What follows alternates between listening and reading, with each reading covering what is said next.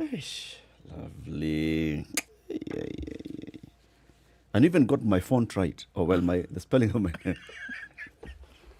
Spelling of your name. In my font. Now you understand why I contracted that brief madness. This is lovely. Yeah. Anyway, let's talk about COVID-19, COVID in numbers. 9 deaths, 837 new cases in the country. Kenya's positivity rate is rising slightly. Yesterday we were at 9.3. The day before that at 9.3. Now at 11.1% is what we're looking at in terms of positivity rate for the country. All right. So from a sample size of 7,545 tested in the last 24 hours, 837 are rising again slowly to that 1,000 case per day mark, and I hope it doesn't get to that point. Everybody was asking, so when are we probably looking at this fourth wave coming in? So we've got large movement this weekend with schools closing today. So between today and Sunday, families are going to be traversing the nation. People traveling, others going on leave because this is the 1 week that they can get. And then in another week, we're going to see the same movement happening. So a week from today, we will see this mass movement happening again as parents and families try to get their students back into school for the new year. So is it likely that this is the time the experts were talking about that we would see the fourth wave? Absolutely. Are we likely to see then more numbers towards the beginning of August? Yes. What we are being told is if a fourth wave is to occur, this is the time period around which we will see this happening.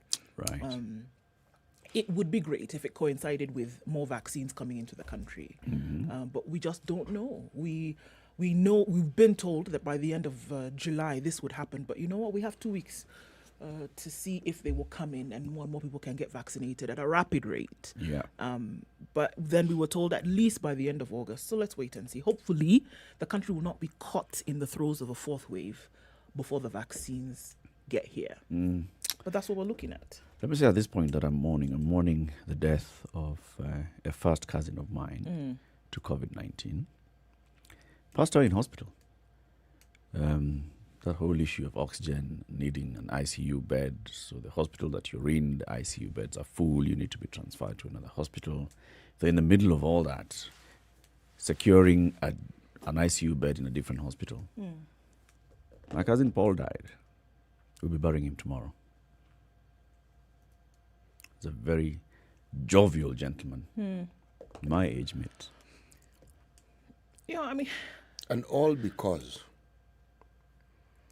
Yeah, even as you told me this, I said to myself, he could have gotten help that he needed because he had to go they had to take him from one spot to another looking for the facility. Yeah. Was not available. This is what we're talking about. And it makes it even more painful because something could have been done.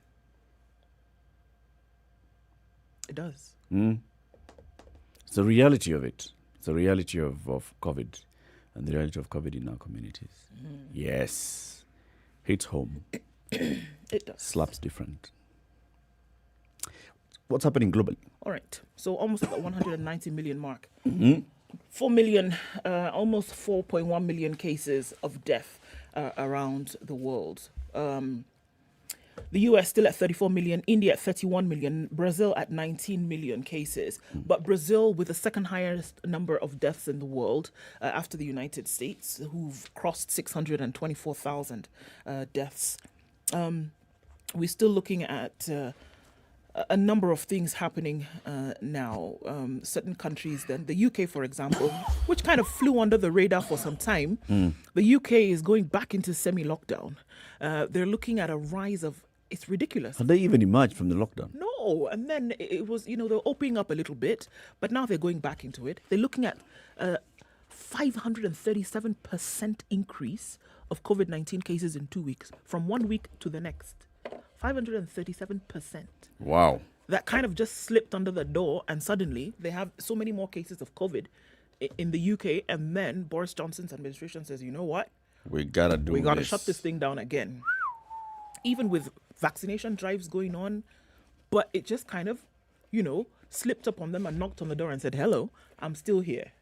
But remember this story of certain states in the US having removed the mandate. Well, they didn't have it, but the issue of even wearing a face mask in public. Yeah. LA, similar problem. Prevalence has shot up. Now, decree masks, Yeah. and they begin to shut down again. But it's a never-ending story. You open, you shut. The people who seem to have gotten that formula right seem to be China. Well, the other countries that have, but I'm focusing on China because it's remarkable given the population that that country has. Yeah. And you know what? People believed that when the country was shut down in the manner in which it was, that when they opened up again, that they took the measures also and threw them out the window. But it remained just so. You will only still come out when absolutely necessary. You will wear a mask at all times. And then, they're not even waiting for all this vaccine story from the rest of the world. They're vaccinating their own people with the resources that they've been able to get. That's it. People still have to wear masks in public. People still, and private as much as possible. People are being tested on a regular basis. You can't just up and go where you want. But nobody's really talking about it, but they've kept that thing under lock. Because what are we looking at? The cases in China, 92,183. This is the same number of cases, less about 80 that we saw in April this year. Hasn't risen beyond that. It was at 85,000 for the last 9 months. So we looked at between last year, June, and now, stuck at 85,000. It rose to 92 this year, 2021. So there definitely, as you say, is something that they kept in terms of making sure that people were following the measures. They didn't joke around with it. You know, where there is disaster, and even greater disaster is awaiting us, is on our continent. Because this story, this issue of curfews, yes, if it is not supplemented with other measures, the washing of hands, the masking, and so forth, believe me, you'll have the curfew, but before the curfew is enforced, people just go about their business as normal. So if it's a question of spreading it, the virus just spreads happily. Yep. Yes. And then our continent also has this problem of vaccines. Yeah. Not readily available for very many countries on this continent. Yep. Not available. Yes. Let's take a break. Live streaming on SpiceFM KE, YouTube, Facebook, and Twitter. Say hello if you're online. Yagon. Yagon is celebrating. Wait. We'll be looking at that shortly. It's 18 minutes after 6. Good morning. This is the Situation Room, the only way to start your day. Spice up your life. 24/7, around the world, non-stop. This is Spice FM. The very best of Kenyan soccer action from the round of 26 of the Bet King Premier League. This week on Friday, Tusker meets FC Leopards, and on Saturday, City Stars take on Gor Mahia. Catch these exciting matches on BTV, Channel 172 on aerial decoder, or 463 on satellite. All the games will be played at 3:15 p.m. Get connected to StarTimes for only 999 shillings on aerial decoder or 2,699 shillings on satellite. StarTimes, the official broadcaster of the Bet King Premier League.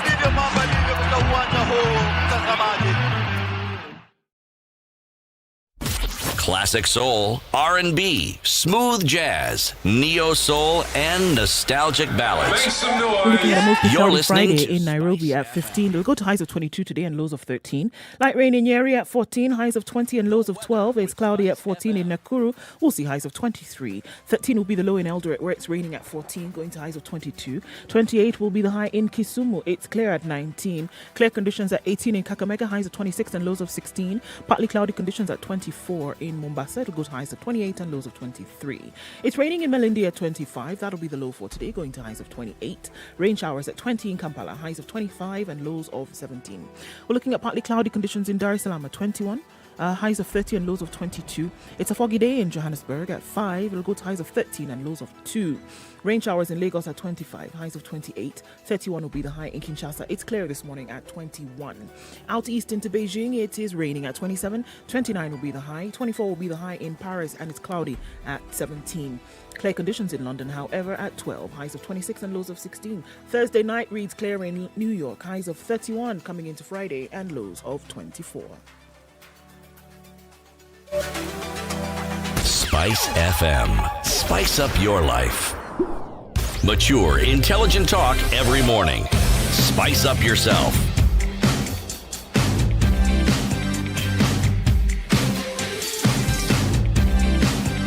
Mornings done right.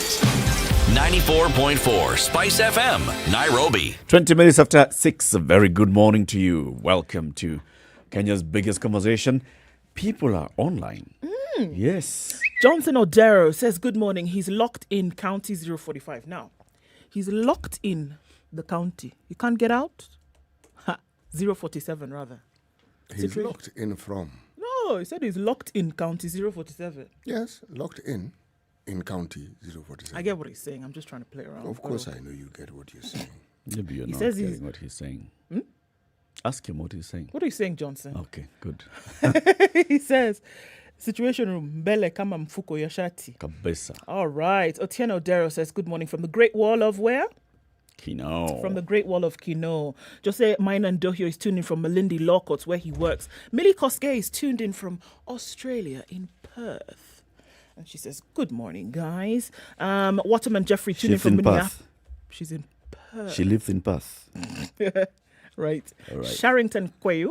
That name sounds very Ghanaian, but okay. Good morning and tuning from Mombasa. Masebo is tuned in from Zimbabwe. Good morning, buddies. Tuning from Tukana Lodwa. He says is online. Fantastic. Stephen Otieno tuned in from Orongo in Kisumu. Bishogoro Omokaya tuned in from Getari and he loves the show. Well, we're happy to have you. Dembele Victor tuned in from Doha. Ikondani Hadi Tamati. Kev Santana says, good morning, folks. Nanyuki is online. Will UDA be in the next government? I think that's the question you're asking. Kisumu is fully locked, according to Simon Onyango. Good morning, listening from Kisumu as well. That's where Victor Omondi is. And Enoch Kipleting is tuning from Eldoret. He says, we're not getting you, though, on 96.7. Perhaps to look at that. Charity Mine is tuning from Nakuru. Hype man David Kiare is tuning from Subukia this morning. Everybody is online. Kennedy, Cyprian, Grike, Evans, Robert, Beiwa Macha is tuning from Machakos. Shamon Gwai from Nakuru. Mwangi Shimani is following live from Zambia, he says, and says, let's mask up. Becky Chibwe says, good morning from Zambia. As well. And Yegon says, good morning, Spice, CT, Ndu, Eric. From this side, we are happy. The firstborn delivered in a manga. In the manger. Oh, in a manger. Yeah, I was taught to read the letters that I see. When Mrs. Hashtag Kiamba decides. Hashtag Kiamba has decided. Right. He says, Williams Ruto is the fifth. Kabesa. William S. Ruto is the fifth. So, Yegon, you are calling it before the IEBC does, eh? Says your firstborn UDA has been delivered. Okay. Oh, in a so manger. Okay, let got us it. just tell you what's happening. Mogoga, according to the official tally by the IEBC, out of 29 polling stations, 29 have reported, and Mongara Joseph Gedenji has gotten 4,089 votes. That's 50%. Peter Kamau Dombe has gotten 4,062 votes. That's 49%. The winner is Jubilee. Are we together? 4,089. That's in And Muguga. both 4,062. That's a ward. What's the difference there? 89 minus 62. 23. That is the margin. That's in Muguga ward. All right. The results for Kiaba are still not in, but you're going to saying vile naona mbele. How many wards are there? In Kiamba? Because that's a constituency. Kiamba is a constituency. Yes. So what are you asking? Wards. In Kiamba. Kiamba constituency? Yes. How many wards are there? I don't know. There tend to be 5 or 6. So I don't know. I'm just asking. Why I'm asking is because Muguga is a ward. So they are the wards. And I would have thought, my thinking, that they would be announcing these things. Okay? E-ward, man. Apana. Muguga was a separate by-election. They were electing an MCA.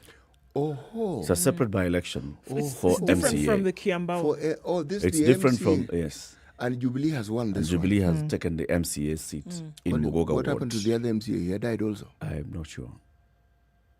I'm not sure what occasioned the by-election there. Okay. Yes. The other by-election is for Member of Parliament of Kiambaa constituency. That one, it has been also neck and neck.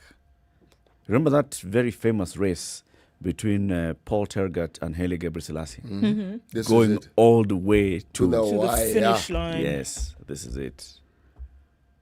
But you know what is of interest? Either which way, UDA has won. Even if the tally is for Jubilee, Yeah. the showing, my friend, that in my mind amounts to a win. Mm-hmm. Yes. New party. Yeah. You're making forays into a county where you've never had any experience with. Of course, with people who have experience in the county. But you're a new party. And you come neck to neck with a party that is known to be dominant in the area. It is something to be said. Well, also remember, Jubilee is only 5 years old. Well, yeah, 3 or something. It's less than 5 years old.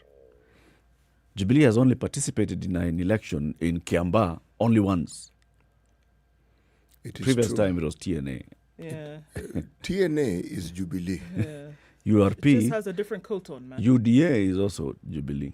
You see, let me say, what I'm saying is, the way our parties are ranked or the way our parties are perceived Yeah. is by the leader. Yeah.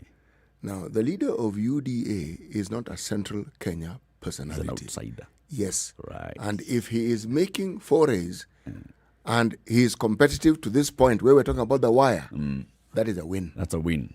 It's a big one for him. It's a win. Let's hear today's proverb, and then we'll look at the headlines. Right. It's good to listen to Proverbs before you talk about headlines. Right.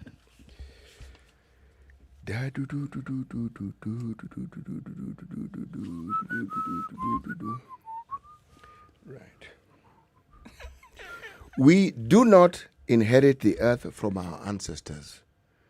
We borrow it from our children. Oh, Okay. wow. How's that for a deep Friday? Okay. We do not inherit the earth from our ancestors. We borrow it from our children. Yes. Okay. Where is it from? See, Africa, where do these proverbs, these very serious proverbs come from? The deep ones, Jenna. The deep ones are African. Yeah. This is one of those. Yes, yes. They have meaning for days. Sawa. Ni sawa, ende. Ni sawa. Okay. Okay, now let's look at the papers. And as we're looking at the papers, we want you to go onto the standard e-paper. You have Telcom. Okay, this is what you do. *550*1#. You get the standard e-paper. 20 bob daily deducted from your airtime on a daily basis. Or if you want to read the Nairobian, it's out today. There's interesting headline. For 20 bob daily. Bless you. Imenyongwa na mate. Kwa nini nitakula nyama? 20 bob daily for the Nairobian, *550*2#. And for the inside magazine pullouts, for 5 bob daily, *550*3#. Before you look at the what's in the papers, some breaking news coming out of Kiambaa is that IEBC had suspended vote tallying in Kiambaa by election. Why? Because Jubilee candidates came up with allegations of rigging. There was just one station to go for that to be announced. So IBC said, hey, wait. So this, wacha to suspend kidogo. Oh, maneno nini. That's what has been happening overnight. Sheesh. Yeah. We'll be speaking with our correspondents in Kiambaa to hear the latest from that side. Anyway, let's look at the headlines. We can look at everything else apart from what the papers are saying about Kiambaa. India. Yes. Okay, so, what is still holding a lot of column inches today are these murder issues, right? Yeah. Revealed horror of serial killer from hell. In the case against Migori Governor Kothabado, Sharon handed over to killers by Obado's assistant is what the court was told yesterday. The personal assistant handed Sharon to the killers after leaving Grasa Hotel in Rongo Town on the pretense that they were moving to another venue for their planned meeting. The case continues, and what it would appear is that witnesses are coming and giving damning evidence against the governor. The Justice Cecilia Githua heard that the person who reported the abduction to the police, the abduction now of Sharon, a protected prosecution witness, failed to name the personal assistant despite being asked to do so. The witness also did not provide details of the car involved in the abduction. At Grassa Hotel, Sharon was in the company of the protected witness, whom she was telling about her frustrations after Mr. Obado had made her pregnant following their 1-year intimate relationship. When the personal assistant arrived, he asked Sharon and her associate to change the venue of the meeting. According to Police Constable Willie Okoti, the governor's assistant told them to enter a car that was waiting outside the hotel so that they could proceed to the new venue. So apparently after driving for some time, the car stopped and the governor's assistant alighted, then called 2 men who were standing on the side of the road. The strangers entered the car and it was driven towards Homa Bay. However, the protected witness jumped out of the car and later, at 9 p.m., was taken to Kadao Police Station post by a villager where he reported the abduction. So apparently, the person who jumped out of the vehicle is unnamed. Is unnamed for purposes of protection. Right. Right? Said that as far as he's concerned, it was the assistant to the governor who, orchestrated this entire thing, and that they were supposed to be going to one place, ended up going somewhere else. 2 individuals entered the car, and essentially they were being kidnapped, abducted, and it would appear to be a damning piece of evidence. This story came out at the very, very beginning. Yes, it did. Of this case. Yes. But I'm wondering, when you go to court and you have somebody who was widely quoted initially in public about this particular case, and what that person was saying is now being repeated by somebody who's being called a protected witness who cannot be named. We already know who he is. Do we know who this person is? Might we be knowing who the person is? Is there a need to really protect them? What are we doing? Or is it a different person maybe? Was it a reporting issue? Because the person was named at the very beginning. The person in court is not. The person offered his testimony to the media quite openly, if we're speaking of the same person. If it's the same person. Yes. If we're speaking of the same person. Maybe there were 2.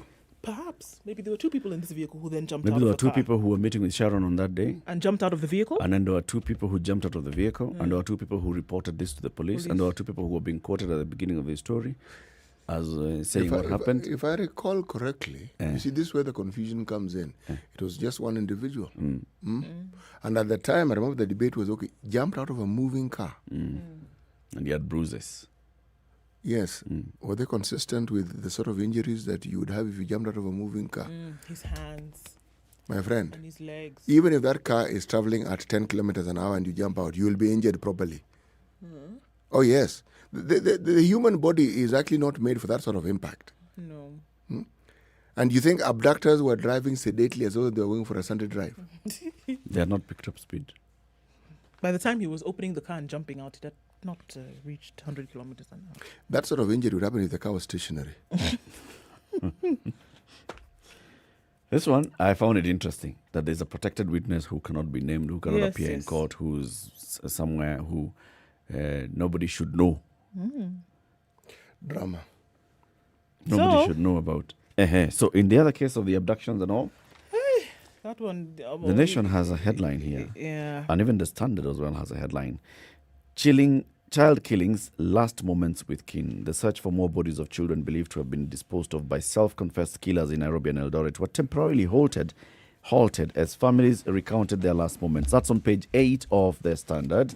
Page 6 and 7 of The Nation revealed the horror of serial killer from hell. In his secret murderers campaign spanning 6 years and more than 4 counties, detectives say Mastan Milimu Wanjala single-handedly executed all his victims, some with his bare hands, and for every target he eliminated in Bungoma, Machakos, Nairobi and Kajiado, he marked the calendar and kept a record of his dark victories by scribbling names on dates. As in, this Jama was getting pleasure from this. Yeah, and that's what I was saying. It's now, this is deviant behavior. And, those who find pleasure in killing, and not just killing randomly, but their target is a particular kind of person, and it gives them pleasure. It is deviant behavior. that previously, or when we're looking at saying what are the reasons why these things are happening. In some cases, kidnapping for commercial, for money and things like this. But in this case, this gentleman was not looking for money. Is it different behavior, or is it is it a psychological issue? Oh, for sure. But issue? for sure. But I mean, if you are deviant in one way or another, then it points to some kind of psychological. There's a mental imbalance. For sure. Deviants people who are deviant, you will not find that they're psychologically stable. This one is on the extreme. Yes. According to DCI boss George Kinoti, the victims were either forced to drink, sniff, or were sprayed with the substance before the horrendous acts were committed on them. So he'd first of all destabilize and disable the victims. To conceal the heinous acts and cover his tracks, the suspected serial killer dumped the bodies of his victims in pit latrines, sewage pools, and thickets. Unbeknownst to some of the worried families, their children were long devoured by the beast and their remains dumped in thickets in Lower Kabete. For the case of Nairobi victims, others were submerged in sewer lines in the city and left to rot away. They released the list of more than 10 victims yesterday, even as detectives suspended a planned collection of body from Wanjala, where he had said he had buried them. The crime busters told the nation that they needed mechanized support, as some of the places that the children's remains were dumped are blocked by concrete. Victims, the majority identified by only one name in a preliminary police report, include his first target, 12-year-old Purity Maweyu, whom he kidnapped from Kimakimwe in Machakos County 6 years ago in 2015. They say Wanjala sucked the minor's blood before leaving her for dead. Oh, God. The body was later recovered by relatives who buried it. Until yesterday's shocking revelations, the truth behind the killing had never been known. At only 14, it seems Wanjala's thirst for human blood was fully developed as he embarked on a spate of child executions that left dozens of families distraught. The nation also spoke to the man who's the biological father of Mr. Maston Milimu Wanjala. His name is Robert Wanjala Watira. He says, so he separated from Wanjala's mother before the baby was born. And he says, as his father, I'm not part of his wrongdoings. I tried to give him a better life, but he disappeared. This is hard. Wanjala is the only son of this woman, Edna Nabalayo, but they have been separated for so long, he has since lost touch with them. He only knows the mother of his child, now accused of the brutal murder of innocent children, is married somewhere in Machakos. At some point, Edna was keen for the boy to know his father. So Edna took the boy to Bungoma when he was 18. The father, out to cover for lost time for a son he had not seen, enrolled him at the neighboring Namakhele Primary. But Wanjala left soon after. He was there for just one school term before he disappeared. Came back on his own and showed signs that he wanted to stay a little longer. I advised him to enroll in one of the vocational colleges and make something out of his life, but he did not seem to be interested. He took some slight interest in football, played here locally, and then vanished again.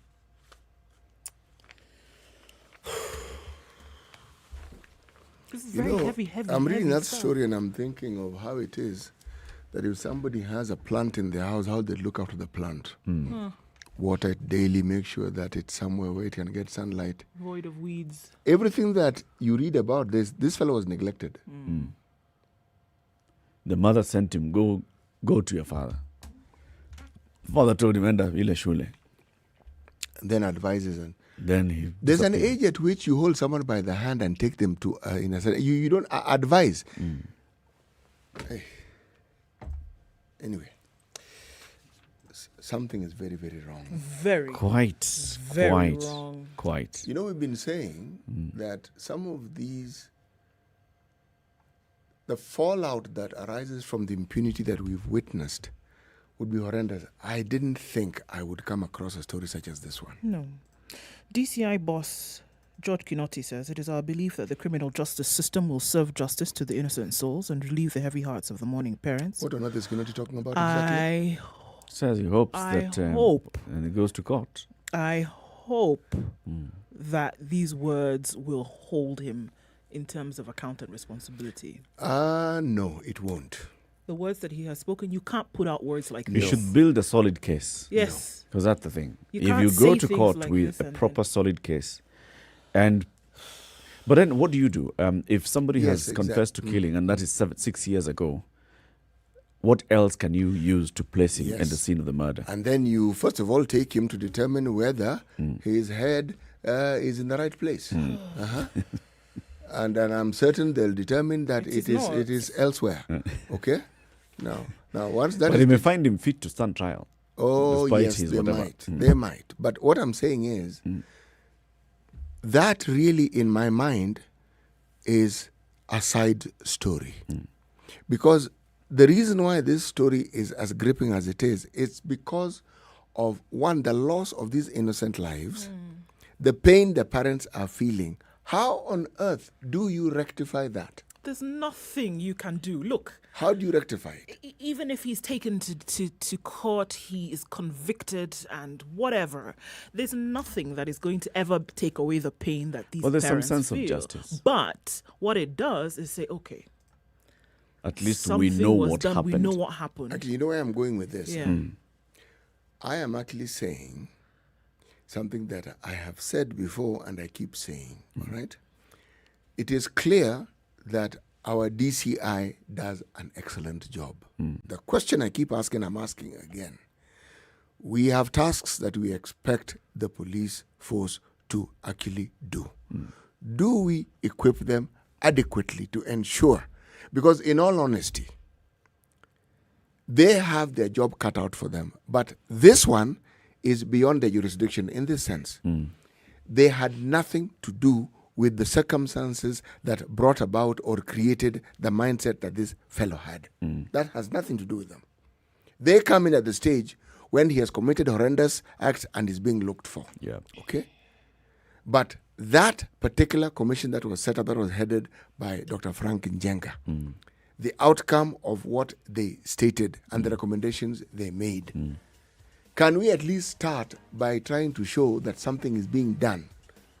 Because that is what will begin the process of helping us get out of or prevent situations such as the one that we see. Yep. We would, as a society, would be able to start identifying. I mean, people who have mental health issues get support. Yes, they do. Instead of being ostracized. Instead of being ostracized. And then those who have now gone into this particular, who are like this, who are wired like this, are also identified early. And there's a way of avoiding more and more people falling into this. I think by this time, even the DPP should be working closely with the DCI. On this. Because you're saying you're building a case. Prosecutors should be saying, this is what I'd need to actually go and prove that this gentleman, what he's telling us, is not just hearsay, but we can prove that what he's telling us is true. What else can we build around this story to say, okay, so Mr. Wanjala is telling us this is what he did to this girl in 2015. Everything else adds up to what he's saying. If you just go and say, in 2015, kidnapped this girl, sucked her blood, left her for dead. So, if he says, I'm not guilty, how will you prove it? You know the story is going to also get a little murky.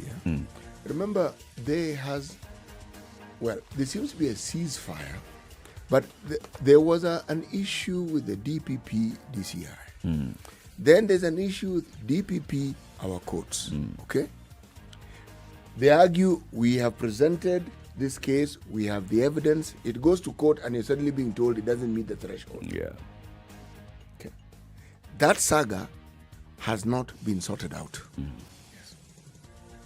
And before it is sorted out, we will have situations where somebody is taken to court and for some reason or the other, you will be told, this case, insufficient evidence. Let's take a break. It's 6:45. Let's look at what the traffic is looking like before we look at more headlines. Good morning. 24/7 around the world, non-stop. This is Spice FM.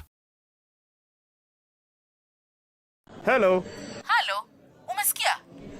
Nimesikia nini? Hujasikia habari? Hebu acha nikuambie. Kile kimetokea. Hello? Hello? Hello.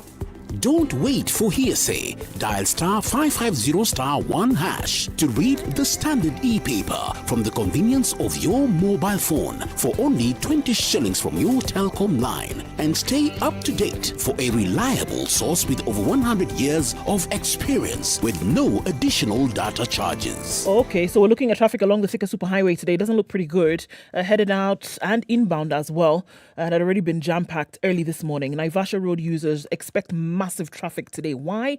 Precious Blood School is closing today, and everybody will be on that road in T-3 minutes, literally. And it looks like it's going to be that way for some time. Naivasha Road users, if you've not left, you might want to use now a different route to leave. Until Muthaiga, on Thika Road, it doesn't look so bad right now. We had seen it earlier bulking up. Also on the Mombasa Road from the Weybridge, since 4:30 this morning, it has been quite crazy. Still trying to deal with that truck situation, where quite a number are lined up today to try and get out. So let's keep looking at that to see what it looks like. Not too crazy out of other parts of the city, but we'll keep an eye on things. From 7 o'clock, we'll see how it progresses.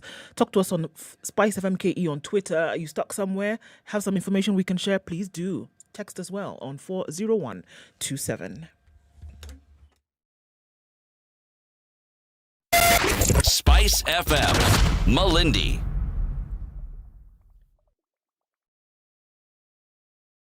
Mature, intelligent talk every morning. Spice up yourself.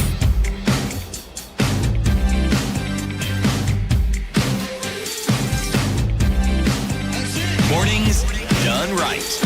All right, City, what are you looking at? I am actually looking at very many things. But the thing that has caught my attention is how changing weather patterns, this is page 12 of the Nation, they have disrupted the wildebeest migration. The weather. It's too cold on this side of the Sahara. You know, if you're talking about weather and the hostile ramifications of it, I'm talking of wildebeest migration. Remember, the movement has to do with livelihood, pasture, and knowing from time immemorial that during a certain season, they move to this place because there is more food in that particular part of... remember, those boundaries that we set, the wildebeest were not informed. There was no public participation. Okay? So they just continue with what they've done and their ancestors have done from time immemorial. But let me just read a little bit so that we understand what it is that I'm saying. Climate changes as well as depletion of resources are among the reasons why we have an early or delayed wildebeest migration. Okay. Early or delayed? See, they make up their mind now. What are they telling? Do we have an early I am quoting migration or do we have a delayed one? Well, actually... If you think about how that story... Climate, weather... climate? Changes. Changes. Changes. Are? As well as depleted resources are among the reasons we have an early or delayed, meaning both. It could be early, it could be delayed, and those things are the ones that affect them. Voila. Look, can I continue reading what Please, I read? do. Okay. Erratic weather patterns brought about by global warming are impacting wildebeest migration patterns in the Mara Serengeti ecosystem, scientists have warned. Okay? Now, the movements have traditionally been influenced by rainfall and new vegetation growth, which have changed over the last few years. It sounds like it is obvious, and it is obvious. Because the story that isn't told about just this migration, it isn't just the wildebeest. The wildebeest are known because they move in really large numbers. Okay? But there is a process. Other animals that live in this ecosystem are a part and parcel of this feeding pattern that you see. Yep. Yeah. There are those who are known to precede the wildebeest. There are those who come after the wildebeest. Right. But the point that is being made here is that these erratic weather changes that are being brought about by what we call climate change, not only are they real, but they are affecting very many things. Western Germany, the border between Germany and Belgium, have felt the brunt of this.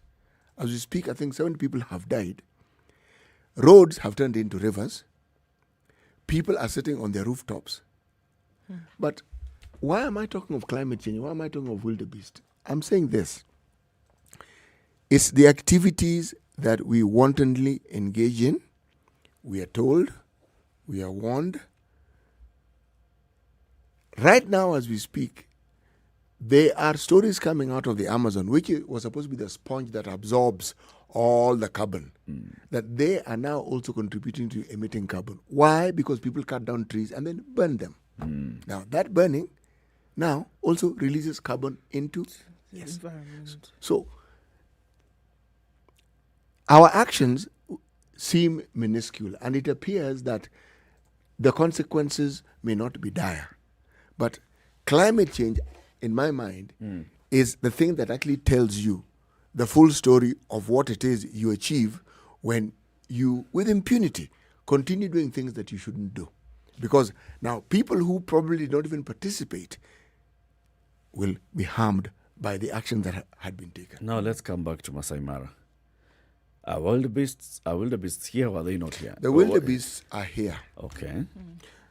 This guy is still interested in the wildebeest. Yeah, because I'm looking at this story at you, weather patterns. Oh no. If it's a general story, I'll understand. But the story, the headline appears to be saying that we have an issue with the wildebeest migration this year, and it's because of actually let me tie it in for you. Yeah. One of the reasons why many people come to Kenya at a certain part of the year is to witness this wildebeest migration. Yes. It's considered a wonder. Okay. Now, if the wildebeest migration is not just delayed or it doesn't just come early and the pattern is disrupted completely, then many people who would come to Kenya specifically to see this, they see other things, but they will see it. Again, that interest will go. That's a statement of fact. So what is the current situation? The current situation is that it has delayed. It has delayed? Yes. So the things are not crossing the river? No, they're not crossing as they used to. They will probably eventually cross. Okay. May I go with this story? Have you seen those memes on social media saying men are not bathing because it's cold? Oh, but that isn't really, by the way, it is not a statement of falsehood. Huh? I'm sorry, what now? Men not having a bath because it's cold. Oh, get out of here. Oh, no. That You expect the male wildebeest to enter the water and cross that river? It's cold. Go and bath, Joe.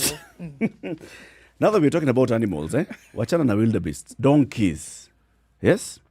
Remember we talked about Kenya, first of all, recognizing donkey meat as food officially in law, and then licensing some abattoirs in Machakos County, in Nakuru County, and elsewhere. And then donkeys were just being taken to these abattoirs and being slaughtered without a proper production plan. Then it was halted because our donkey population moved from about 1.8 million to just about 600,000 donkeys in a very short time. Now, the abattoirs have been allowed to reopen, but residents of Kithioko area in Machakos County are up in arms regarding the reopening of the donkey slaughterhouses. According to the farmers, Kenya's population of donkeys is under threat because of after this ban. The high price of donkey hides for use in Chinese medicine has led to the donkey poaching and sparked fears that the animals could eventually go extinct. Now, the abattoirs have been reopened and the farmers are saying, come on, you guys. You are putting our animals back in the danger that they were in. Now, I think this whole conversation about donkeys, you see, with other animals, with goat, sheep, cattle, there's a rearing plan. People actually rear these things and they look forward to them giving birth. Donkeys, for a long time, we've been treating donkeys, ikiza sawa. Isposa, okay, there's no proper production plan. And then we open abattoirs. To kill them off, literally. Yeah. Remember that story of the antiretrovirals? On that same page 12 of The Nation, it was determined that MEDS, the organization MEDS, would be distributing the drugs. The distribution began on Wednesday. Okay. So 2,144 health facilities will receive drugs. Yes. So it means that those who are waiting for the drugs and those who rely on them can now sigh with relief. Yeah. Yes. We talked about it at length. I thought it would be fitting for us to cap it by saying that 8-month saga that went back and forth, the drugs, the distribution began on Wednesday. Okay. I've got a question that I still asked even about Chemonics earlier. Do these organizations have the proper infrastructure across the country for warehousing, for distribution to local level? Actually, how no. do they work? Let me explain how it works. They don't need warehouses across the country. They need a warehouse at the point of entry and from where the distribution begins, because they distribute to health facilities. Okay. So the health facilities are the ones who are relied on to have their proper storage facilities for the drugs. As simple as that. So they have a central warehouse They'll have a warehouse in Nairobi. in Nairobi. Yes. But let's begin with Mombasa. Yes. Where they arrive. Yes. So they have warehouses. Yes. And then now they have the proper infrastructure to distribute to all local health facilities. They do. Meds at the very beginning. Remember, at the initial stages, it wasn't KEMSA distributing ARVs alone. Meds were also involved in distributing ARVs. Okay. Then with the time, the lion's share of this work remained with KEMSA. Yes. So Meds has been involved in this process for the longest time. I see. So a woman and her son are in court over how much? 595 million shillings fraud. Eh. A mother and her son were yesterday charged with a conspiracy to defraud a Mombasa-based oil and gas company of land worth about 600 million shillings. Monica Wambui Kamau and her son Joseph Nyingi Kamau are charged with conspiring to defraud Africa Gas and Oil Company Limited of 48 acres of land valued at 595 million shillings. It is alleged that it is alleged that the two, on or about September 1992, at an unknown place within Kenya, jointly with others not before the court, conspired to defraud the oil company of the said parcel of land. They're also accused of giving false testimony indicating that they had a valid title deed to the said land. The land is also the subject of another legal dispute in the Court of Appeal between the two accused persons, who are a family of a former deputy mayor, Agol, and the state. Yesterday, the two were accused of committing perjury on the 2nd of August 2013 at the High Court of Mombasa in judicial proceeding of a land case between Monica Wambui Kamau, Zakaria Njenga Kamau versus Golden Sparrow Trading. The two are charged with swearing a false affidavit claiming to be the genuine owners of the said land. Land was not theirs. Intended to sell said land to Ego. company. It was found out that papers were not genuine. How many acres of land again? 48. Yes. And where is the piece of land? In Mombasa. Okay. Okay. So they've denied the charges, of course, and they were released on a 2 million shilling bond with the same surety. And they said that the lawyer told the court that the accused were arrested and charged because they were trying to stop all encroachment into their suit land. He said all the issues raised in the charges against the two were subject of a pending appeal in the appellate court. Okay. Wow. Let's go to the top of the hour on a happy note. Speaker of the Senate, Kenneth Lusaka, has been in the news recently on bad news, but now some positivity. He has won an International Leadership Award. Voila. Yes. Okay. He is a 2021 recipient of the iChange Nations Ruben M. West Global Voice of Change Award. What on earth is that? It's a very big one. In a colorful ceremony in Nairobi, the Senate boss was feted yesterday for his dedication and hard work over the years. Your hard work has improved the quality of life for those you have touched through service. This award is given to honor you and your heart for helping mankind believe even when it seems as if all is lost. You have shown a level of integrity and honor in your labor that is worth recognition. This is a citation that was given to him by Dr. Robin Lokoko, the Executive Administrator of ICN. And ICN is? See that one I've just told you, the iChange Nations. You've heard of it before? So our speaker has been recognized internationally. In Nairobi. And, Internationally. where's Good the- morning. Where's the 7. headquarters of this particular ICN? It's international.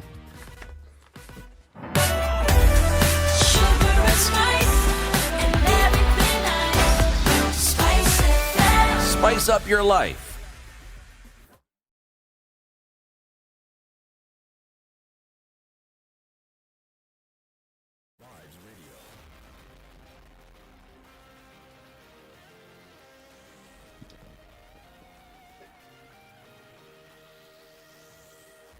Good morning, this is the Newswire. I'm Leah Ubaga.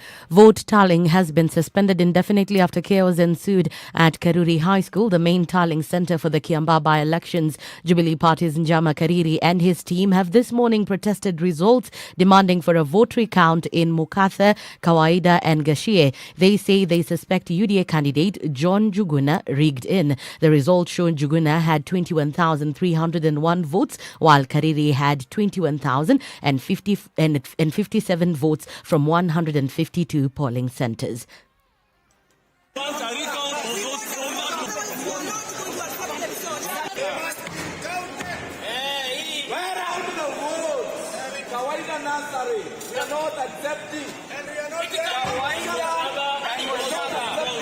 However, returning officer Peter Muigai has asked them to calm down and admitted of an error in the vote tallying, saying a correction has been made. Whatever was corrected there is not anything to change the vote of anybody. Ilikuwa ni form ilikuwa na makosa, which was really corrected, and I wish you will sit and proceed. Ningeomba mketi ndio tuendelee. Haya ni mambo kidogo tu, tutatatua. So if you cannot agree, let everybody get out of the hall. The security guys there, clear the hall. Elsewhere, it's jubilation for Jubilee candidate Joseph Githinji at Mugugawa Gatonye Secondary School Tallying Centre after he won the ward representative seat. Githinji garnered 4,089 votes, followed closely by UDA's Peter Thumbi, who garnered 4,062 votes. Third Way Alliance candidate Moses Gishao came a distant third with only 49 votes, with People's Party of Kenya Peter Njoroge in fourth with 32 votes. St. Peter's Mumias High School parents want action taken against the school principal after 9 students were arrested and detained for 1 day for allegedly stealing textbooks. Through the lawyer of the arrested students, parents say the principal has been using police officers to harass parents who refuse to transfer underperforming students to other schools. The parents' father claimed that the principal doesn't like being associated with poor results. St. Peter's Mumias Boys High School has an agreement with the Mumias Police Station through the OCPD to be arresting children and maintaining them there, blackmailing them, intimidating them, and calling their parents to voluntarily withdraw them from school without charging them. And finally, the International Criminal Court has confirmed charges against Kenyan lawyer Paul Gisheru. ICC Pretrial Chamber A has set the next stage for the lawyer to stand trial over alleged influencing of 8 witnesses who are to testify against DP William Ruto and radio journalist Joshua Sang. That's the Newswire. I'm Leah Ubaga.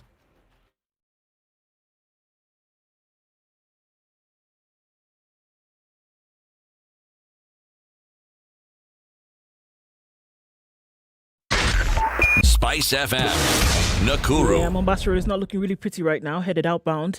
There's some heavy traffic expected. Okay, so today's the day that schools are closing, and we're already looking at Precious Blood around Naivasha Road closing, and that's already causing some traffic. Meanwhile, expect heavy traffic as well on the Manguthika Road as Maryhill girls break this morning for the short holiday. That also looks like it's going to be crazy, so watch out for that one. I think we're already seeing that has started.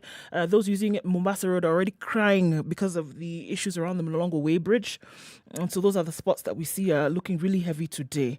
Let's watch out for those. Are you stuck somewhere? Let us know. A place where maybe not all vehicles should be going? Let us know that as well so we can share. We'll give you more information on what it looks like outside of Nairobi in a short bit. SpiceFM KE on Twitter is how you can get in touch.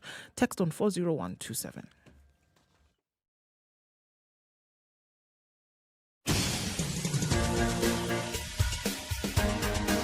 This is The Situation Room, the home of hard-hitting political commentary and penetrating insights about the state of the nation. This is a talk radio experience like no other. The Situation Room, a place for hard truths, debates, and elevated conversations. The Situation Room, witty, political, engaging, deep, controversial. In the room, we have C.T. Muga, researcher, academic, seasoned political observer, a fountain of wisdom in these politically uncertain times. Ndu Oko, Nigerian by birth, Kenyan by choice, communications expert, Pan-Africanist, a truth seeker and believer in people power, and Eric Latif, agent provocateur, the man in the chair, seasoned journalist, news hound, a man who believes in punching up, not down. This is the Situation Room. The only way to start It is your 5.5 day. minutes after 7. Very good morning. Welcome to the second hour of Kenya's biggest conversation. This lovely Friday, the 16th day of July. City Muga. The wisdom you of asked Africa. me a question when I read out this proverb, Yeah. and it was an appropriate question. I then did a little research. Yeah. It's called Google search. Okay. And what did Google tell you? Google told me that, like many important proverbs, there are other people who also share in this proverb. A native community in British Columbia in Canada called the Haida. They also have a saying very similar to this one here. Okay. Yes. So just to respond to So your Google question. didn't tell you which African community this one has come from? No. I did not ask Google. It's just about telling the you about African Haida community. and the others. It was just Haida, not Haida and others. Haida, full stop. Haida. So it's possible that this is a Haida and Haidian proverb. It is very likely it is, but then the question is, which proverb is actually solely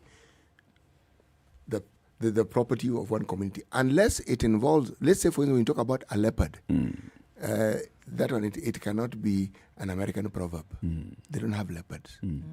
Because you do not have it, you cannot name it. Yes, exactly. But when it talks about, when a proverb refers to things that almost the entire planet can relate to, then the entire planet can own it.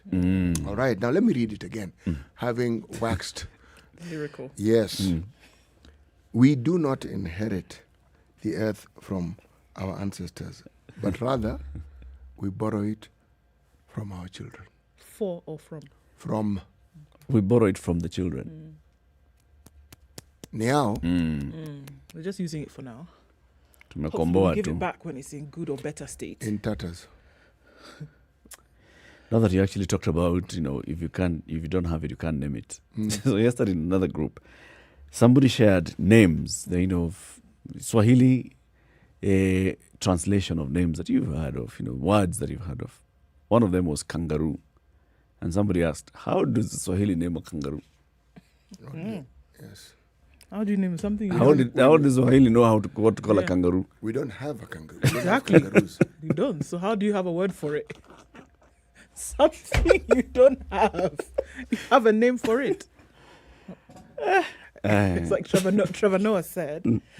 How the Americans say it's zebra. It's zebra. You do not have it. So you cannot name it.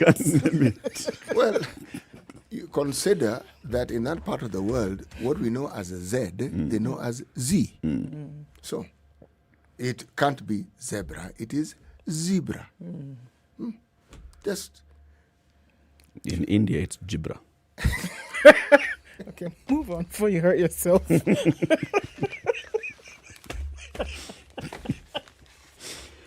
There's an interesting story here on page 11 of the Nation, of the Standard, eh? What is it? right on page. Standard, go ahead. 11, standard, zebra. We've been talking about the proliferation of fake news. Yes. That everything is fake news nowadays. Eh? And we are fighting fakes. Yes. Agriculture CS Peter Munya says Iran and the county government of Bomet signed a deal that the county government of Bomet will be selling its tea directly to Iran and accessing that market. County government of Bomet. Bomet. Yes. All right. Signed a deal with Iran that, because Bomet is a big tea growing region, It is. we are securing a market for our farmers. And they secured this market with Iran. And they signed. It has been much publicized, in our Bomet. You see, we are leading, trailblazing this one. We shall be sending our tea directly to Iran. CES Munya terms Bomet Iran tea export deal fake. The Ministry of Agriculture has weighed in on an MOU between Bomet and the Islamic State of Iran to sell tea directly. According to the Cabinet Secretary Peter Munya, the deal is fake, saying the national government does not recognize the agreement between Bomet, Governor Hilary Barchok, and Iranian Ambassador to Kenya Jafar Barmaki. Munya said despite Dr. Barchok and Dr. Barmaki flagging off a consignment of 84 tons of tea sourced from private companies 3 weeks ago, that consignment has not reached the port of Mombasa by July 14th. He was questioning where the county had sourced the tea from without engaging KTDA factories, which are dominant processors. Where did they get the tea when KTDA was not involved? The CS said, while the deal was good, the county had neither exercised caution nor engaged experts. He's accusing the county of disregarding US sanctions facing Iran. Iran is faced with sanctions on trade, and nobody can purport to overlook such serious issues. However, Dr. Barchok has come out guns blazing to defend the deal. Speaking to the press in his office, he termed the statement by the CS as very unfortunate and reckless. I believe that the Agriculture CS is speaking from a point of ignorance to think that all the tea belongs to KTDA and they're the only processors within our region. Statement of fact. Statement of fact. Statements of fact. One fact is a majority of the tea that's being processed and dealt with in Bomet comes through KTDA factories. It does, as is the case with other parts of the country that produce tea. KTDA is not the only source of tea in Bomet. But the majority of farmers, the smallholder farmers... Who are the majority? Yes. Supply their tea through KTDA. 3 weeks after being flagged off in Bomet, it has not arrived in Mombasa. So chai imekunywa chai. Hapa katikati. It has stopped somewhere for tea. And what makes them think that it was necessarily going by sea? Maybe that's what they said. Maybe they were flagging it off to go to Mombasa. There's something that doesn't quite add up here. Because I'm not even sure that the tea did not get to Mombasa. Right. It's actually just being said it didn't get destination. to Yes. Okay. But what I am seeing here is an extension of, remember the discussions we've had regarding KTDA, tea, the private tea companies, the East African Tea Trade Association and so forth. Yes. This is also part of that particular story. Push to reform the tea sector. But there are some questions that are being raised here. And you'll ask yourself, so was there adequate public participation in getting this deal through?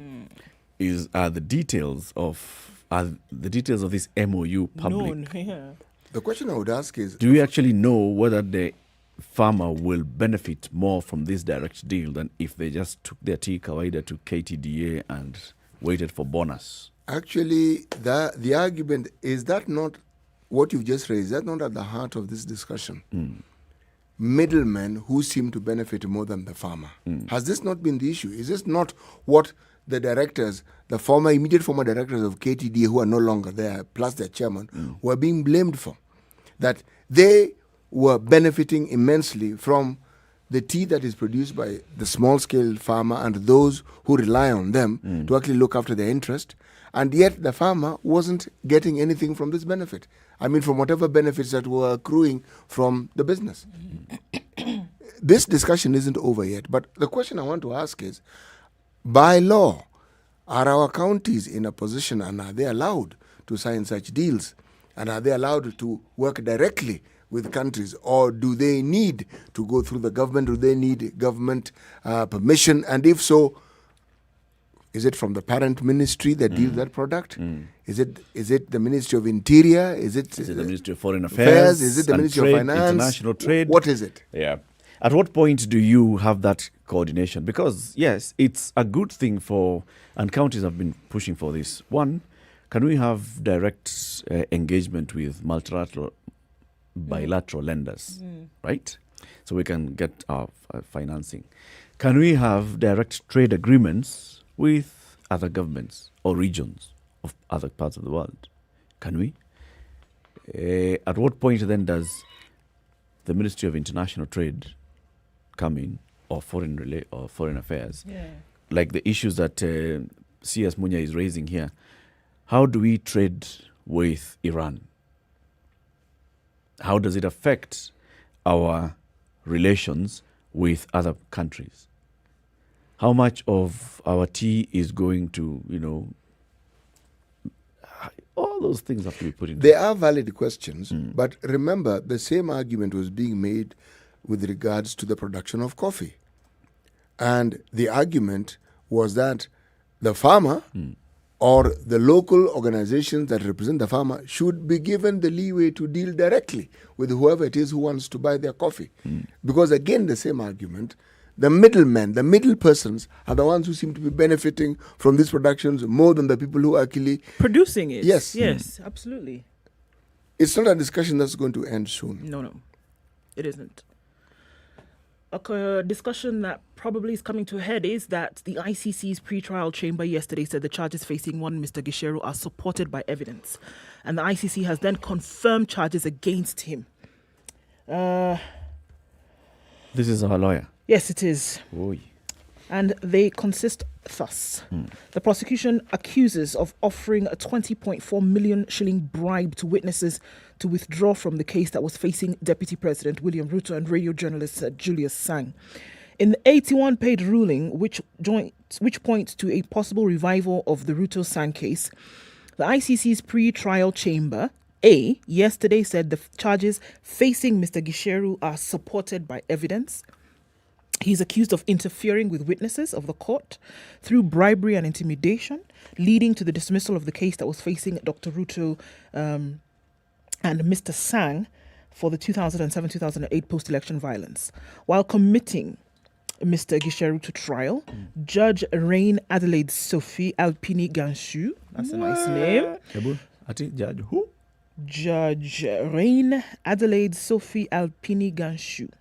Okay. Said there was evidence he was a member of a network whose scheme was to corruptly influence witnesses lined up against Dr. Ruto in a scheme that prosecution calls the common plan.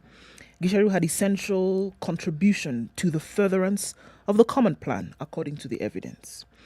Now, according to Alpini Ganshu, having reviewed the evidence presented before it, the chamber finds that there are substantial grounds to believe that Mr. Gicheru is criminally responsible as a co-perpetrator for the commission of offences during the administration of justice. And these offences took place between April 2013 and January 2014, mostly in Eldoret. They also found that at least Mr. Gicheru, Mr. Isaac Mayu, who was the former chairman of the Eldoret North Constituency Development Fund, Mr. Silas Kibet Simatwo, who chairs the board of Amaco Insurance Company, Mr. Philip Bett, Mr. Meshach Yebei, and Mr. Walter Baraza acted in furtherance of the same scheme. So, according to them, he's criminally responsible as a co-perpetrator of the commission of offences against the administration of justice, and therefore will stand trial on this. Terrain. Yep.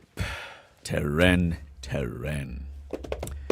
Let's see it unfold. Yagon has reacted to that story of C.S. Munya and Bomet. He says, this is ill-advised and a big loss to tea farmers.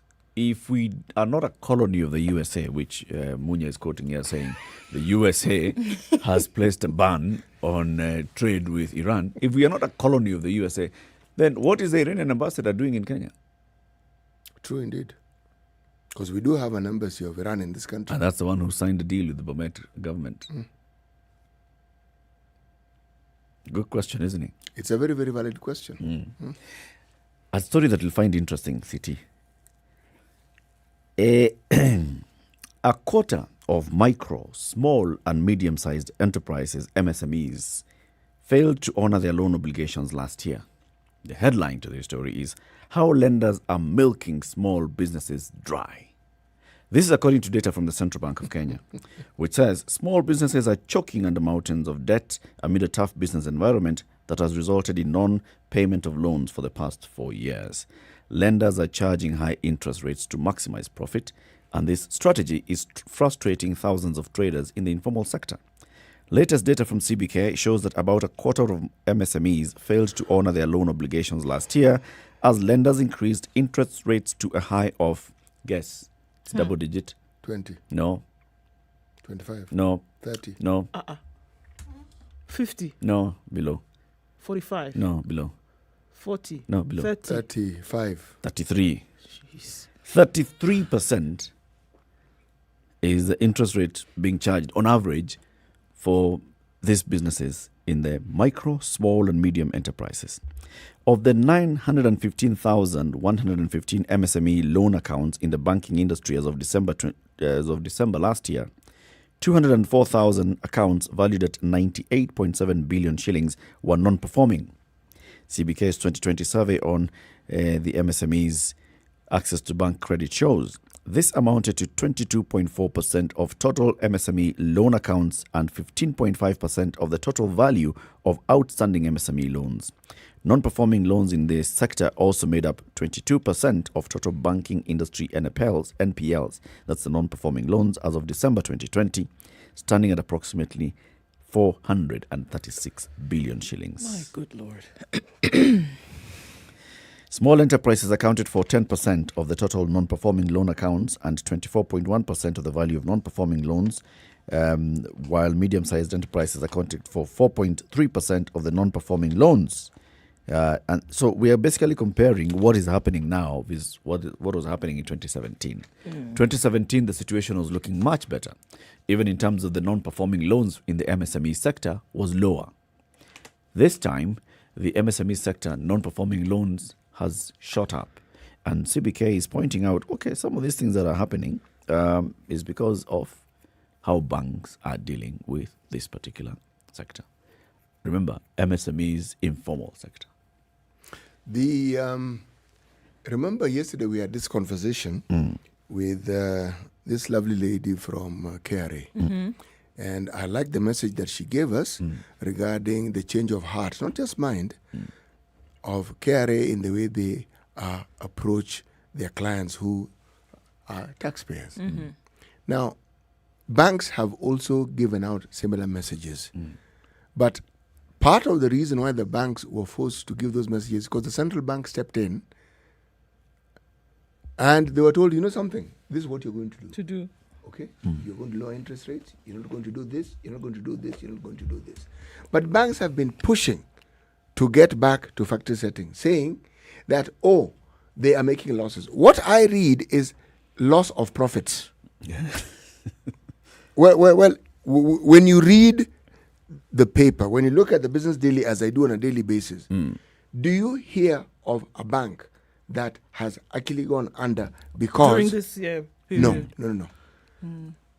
When you hear of loss making, there was loss making by equity. But if you read the story to the very end, it was in the branches outside Kenya. Okay? Uganda, a bit in DRC, elsewhere. But what banks have done, they have, should I say, cushioned themselves because they've also laid off workers. So the cost of operations has also gone down significantly because remember, these are people they pay on a monthly basis. So if I'm to speak plainly, loss of profit does not equal closure of business. However, the normal business that they're accustomed to equals closure of business for these other... For their clients. For the clients, the SMEs, for example. It the means MSMEs. precisely that. Yeah. Now, what does it mean? That even as they talk about having changed their mind, how do they engage with these clients to find a way in which... Because these people want to continue doing their business. Yep. How do you support How do you them? ensure continuity for these businesses that you set up these facilities for in the first place? Right. Because from what I'm hearing is they're figuring out, you know something, let's bail out. Even if they collapse, it's okay. But let's make sure we get what is ours in advance. And then we move on. And then, if they collapse, so be it. Now, that is not the way, that's not how you conduct business. So are we speaking of predatory lending? It boils down to that, really. It boils down to that. There are many banking institutions that actually have taken the point of view of talking to their customers more than they used to. There are others who have not bothered at all. And you will blame the individual who is in charge of sending messages, calling, but that person has instructions. Yes. There are others who call and talk and say, look, there may be a problem. Is it possible for us to just find a way in which, look, why don't you do this? This is what you're paying. Why don't you do this? There are many who don't. What you get is a message that shakes you to the very core. Yeah. Because it's threatening. They're telling you what they're going to do to you, how they're going to do it, and in detail. You're finished. Like, there's an interesting insight here from this CBK report, and we are comparing 2017 and December 2020. The number of MSME loan accounts rose 42% to 915,000 between 2017 and last year, holding a total of 638 billion shillings by value. By December, there were 646,000 active loan accounts, and the MSME portfolio also grew by 54.2%. Lending to MSMEs generated 70 billion shillings for the banking industry. That's a 12.2% of the total income generated from lending. It was a drop from what was happening in 2017.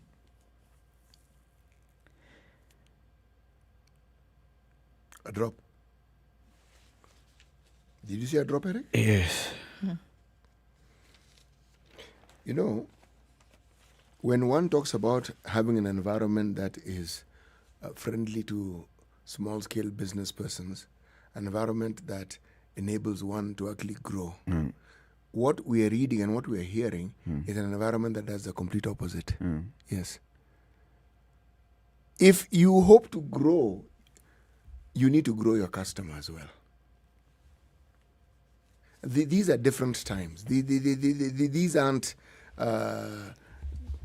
days when there's, well, you could predictably determine that this is going to be this. No, this is not that. And you don't know what is going to be next. Yeah, right. You can't predict. You don't know. Not really.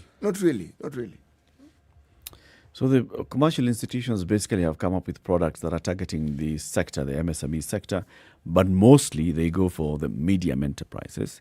The micro and small, not so much. Which is now talking about how are you supporting this other sector, the micro and small will grow to medium, micro to small to medium. Now, if micro are not getting access to credit, to cheap credit, to affordable credit, then they don't develop. One of the things that the story is basically saying is, yes, we have an increase in the number of loan accounts, but the amount of money being lent out has dropped. Loan accounts have increased mainly because of the mobile platforms that exist. And then the amount that is being borrowed, the amount that's being approved is also dropping. So you're basically not really helping this. No, you're not. But this sector grow. The central bank also now wants to regulate these lenders more. The small scale lenders, the mobile lenders. Yes, they want and they want beyond registration. They want to ensure that they are actually treated like other financial institutions. Okay. This, in my opinion, is a good thing. But Eric, remember the statement that we were reading earlier on with regards to Bomet, Iran. The tea auction, all is not well there because, one, it is quoted that the Minister for Agriculture set a minimum price last week following the sharp decline in tea prices. The decline is due to the falling demand for teas at the auction. So what this has led to is that because it's like a reserve price, this is what we're going to sell the tea at.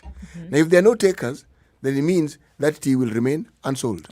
Now, my friend, the net worth of it was 1 billion shillings last week. It is strange. I've never heard in the past, I've never come across a situation where the Minister for Agriculture sets the price or a minimum price for tea. As far as I'm concerned, it's the market that has always set market the price. Forces. Yes, because there are times it goes up. It goes really high. There are times it goes down. So here, a minimum was set. I am seeing a situation where this Minister for Health, Agriculture. Did I say health? Yeah. Yes. Health is usually on my mind. Agriculture is going to be at loggerheads with tea producers and the Tea Trade Association. He will be fighting cartels. Yes. So he says. No. I also have, let's also look at it from the point of We saw it with the commercial banks and the lenders, and that whole issue of capping the interest rate. Yes. And commercial lenders saying, all right, we will show you who's suffering. Who's suffering? Yeah. For a while, stifle the amount of money that's going to industries, to private sector. Stifle, reduce the amount of money that's actually going to let those start complaining. And when they start complaining and say we can't access loans, pressure will come for you to remove that particular cap, and we'll come back to operating the way we want. And then similar kind of things could happen in other industries where cartels form and decide. So you're trying to come and control and say that everything must go through this auction. And we've been telling you, you can come through the auction or we can go directly like this and the other. Okay. But remember, Eric, in the tea industry, the option to sell directly to the buyer has always been there. Yeah. Yes. It isn't something that by has to the be created. farmer. Yes. The option has always existed. But people have chosen and have preferred to follow this. Because even KTDA that has gotten bad press in the recent past, it wasn't always the case. Farmers were happy with KTDA. And that is the reason why KTDA grew and became what it was. Until cartels decided to take advantage of what's happening in that particular end part of the chain. It's 7:30. Let's take this break, see how the roads are looking like, and also look at the weather forecast for the Masai Mara, other parts of the country, underworld, and then we'll hear what's happening in Kiambaa shortly. Good morning.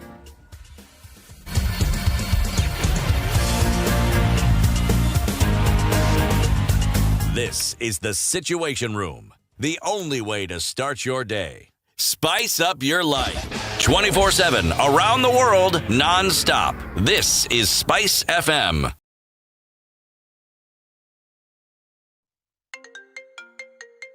Do your callers frequently ask you what stories made the news headlines? Introducing the Call Bulletin, courtesy of Skiza. You can now keep your callers informed and up to date with the latest news updates from KTN News, courtesy of Skiza. Dial *811 *795# to subscribe today. Set the tone with Skiza. Losing a loved one is never easy. The lingering memories, the what-ifs, but in all the gloom, we find ways of celebrating them. And here at the Standard Tributes, we aim to give your loved ones that befitting send-off. Visit www.standardmedia.co.ke/tributes today and post your loved one's tribute. In addition, get access to funeral services from our trusted vendors.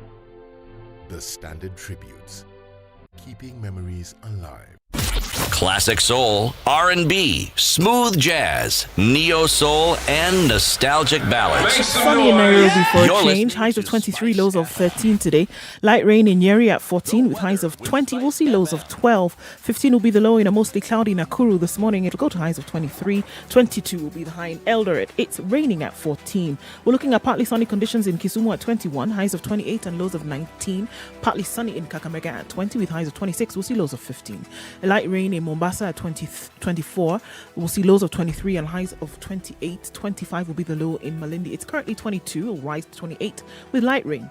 It's also raining in Kampala at 18, highs of 25 and lows of 17. Partly sunny conditions at 22 in Dar es Salaam with highs of 30. Highs of 13 in Johannesburg. It's cloudy at 5. We'll see lows of 2. Rain showers at 24 in Lagos, highs of 28 and lows of 25. And in Kinshasa, it's clear at 20. We'll see highs of 32 through the day.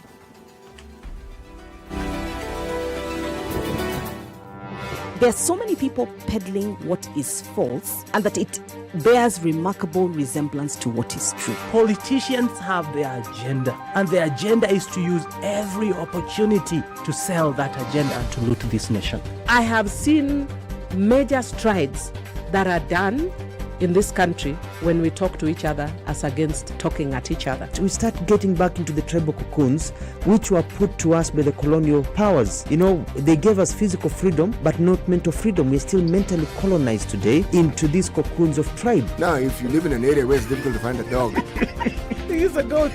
I kid you not. In which part of this country is it difficult to find a dog? So that you resort. Nafandi umbo yako iko na Niniumba special. This is the Situation Room, the only way to start your day.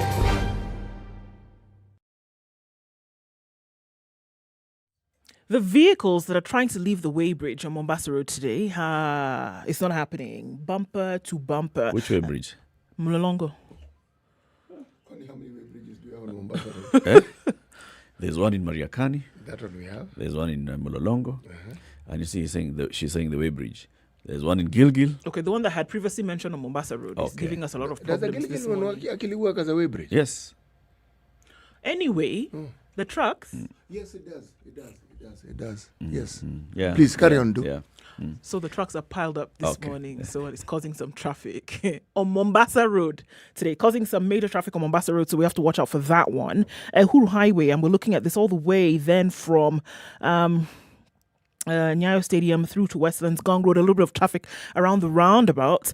And we're also looking at Jogo Road, spilling off onto Landis, getting to the Kamkunji area. That is also moving very slowly today. Kenyatta Avenue in the middle of the CBD, quite some. At the roundabout, coming off Langata Road, it is actually quite jam-packed at the roundabout that connects Lusaka towards the roundabout at the Nyayo Stadium roundabout. So let's watch out for that. Okay. Also, we're looking at traffic on Langata Road. It is actually quite heavy as you get to the T-Mall roundabout. Quite some there. All right. SpiceFM KE on Twitter. Talk to us there. Text on 40127.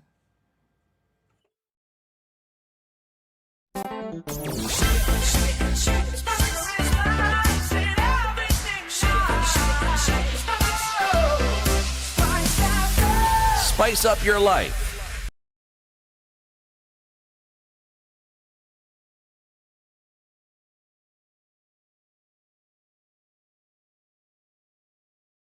Mature, intelligent talk every morning. Spice up yourself. All right, it's 23 minutes to 8 o'clock.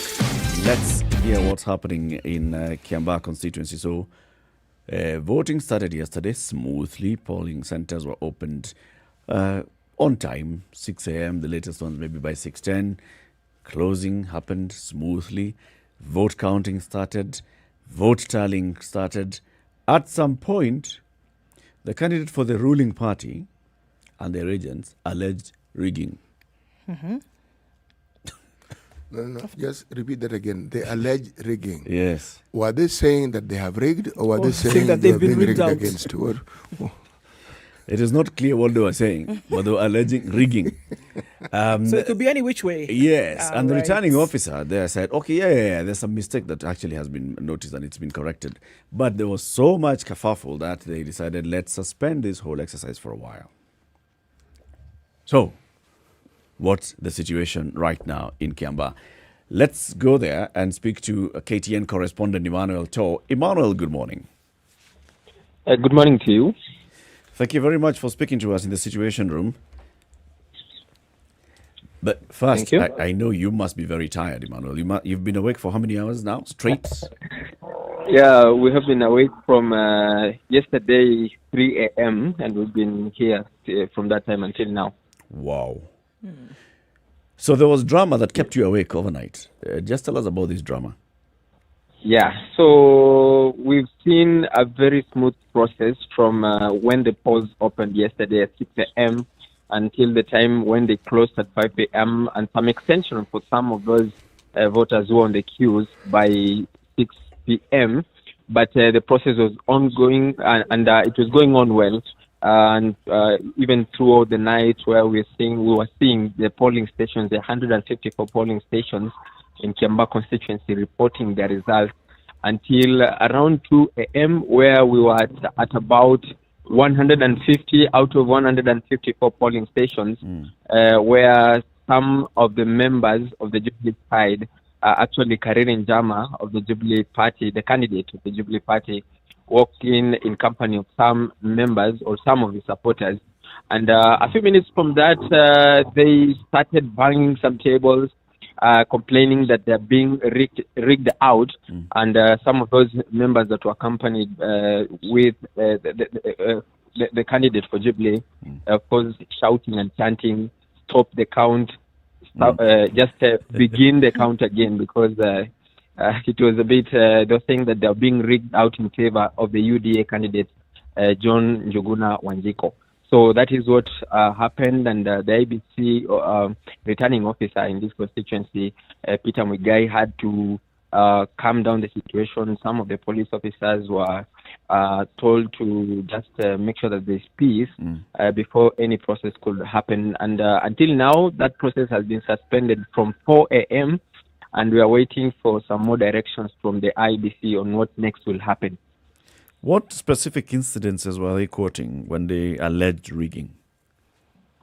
First of all, they were saying that there were some documents from the presiding officers that used to confirm results that were missing.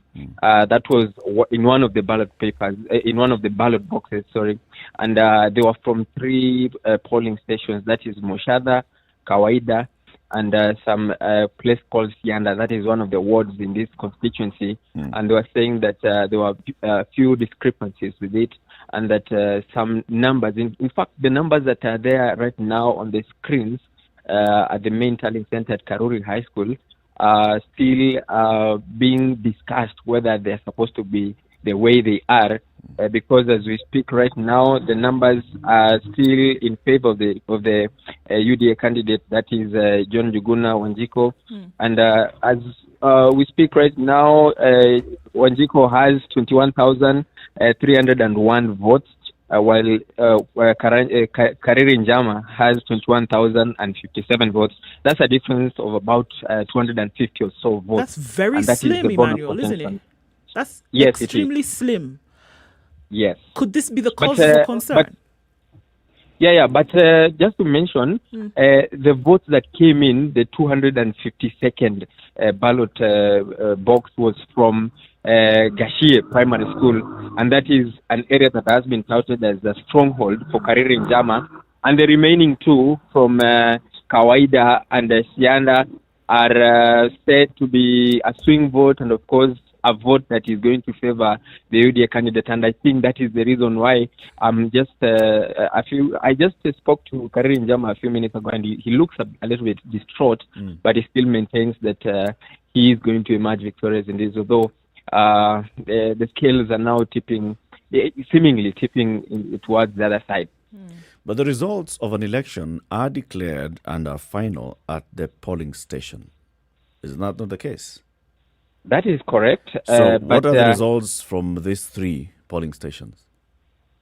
We have not been able to verify the results, but some of the boxes have not even been opened. And there are some documents that were missing, and they were saying that the presiding officers that were manning the boxes and the polling stations had gone home before submitting some of those crucial documents. But that is what Kariri Njama was actually very aggressive about, that we need to, if these agents and these presiding officers are not there, then let us begin the process of counting these votes again afresh. And that is what the UDA said. We're saying, no, we already know what happened back then, but that is now the push and pull in terms of that matter. It's interesting because, once again, if votes are being counted at a polling station at the end of voting, the presiding officer announces the results of that polling station. That's what's required of the returning officer. And then that result will not be altered by anyone else. And then the form is signed by the agents present. Don't they transmit the results also? Or that is in this particular case, the transmission is only, the electronic transmission is for the presidential. Okay. This one is the ballots now being ferried to the tallying center at now Karuri School. So the issue here that, if we understand you correctly, Emmanuel, is the boxes, the material arrived at the tallying center, and then once it was opened, some documents were missing. Exactly. But the agents on the ground at the particular polling station, what do they say? Did they witness? Can they be found in the first place? Yes. The agents are there, and they have actually. What is actually interesting is that some of them have different figures from what the other side have, and some were smelling some mischief in it. And just to mention to you, everything was going on well until we reached towards the end of that process, because we were supposed to have these results by around 2 or 3 a.m. But that dragged for about 2 hours for only 2 polling stations to come in. And that is what some of the officers there are trying to sort out. And we hope that we are going to get a clear way forward on it anytime from now. It's quite interesting, this development. So right now, the exercise has been halted. No word at all from the returning officer. Yes, the returning officer has said that the process has to stop from where it was, and they're just discussing between the parties that are involved, the UDA side and the Jubilee side, and they're just trying to get to a nexus on this. Is it peaceful as such, folks being patient and waiting for an outcome? Hopefully there are no jitters as such. What is it? What can you read from the mood on the ground?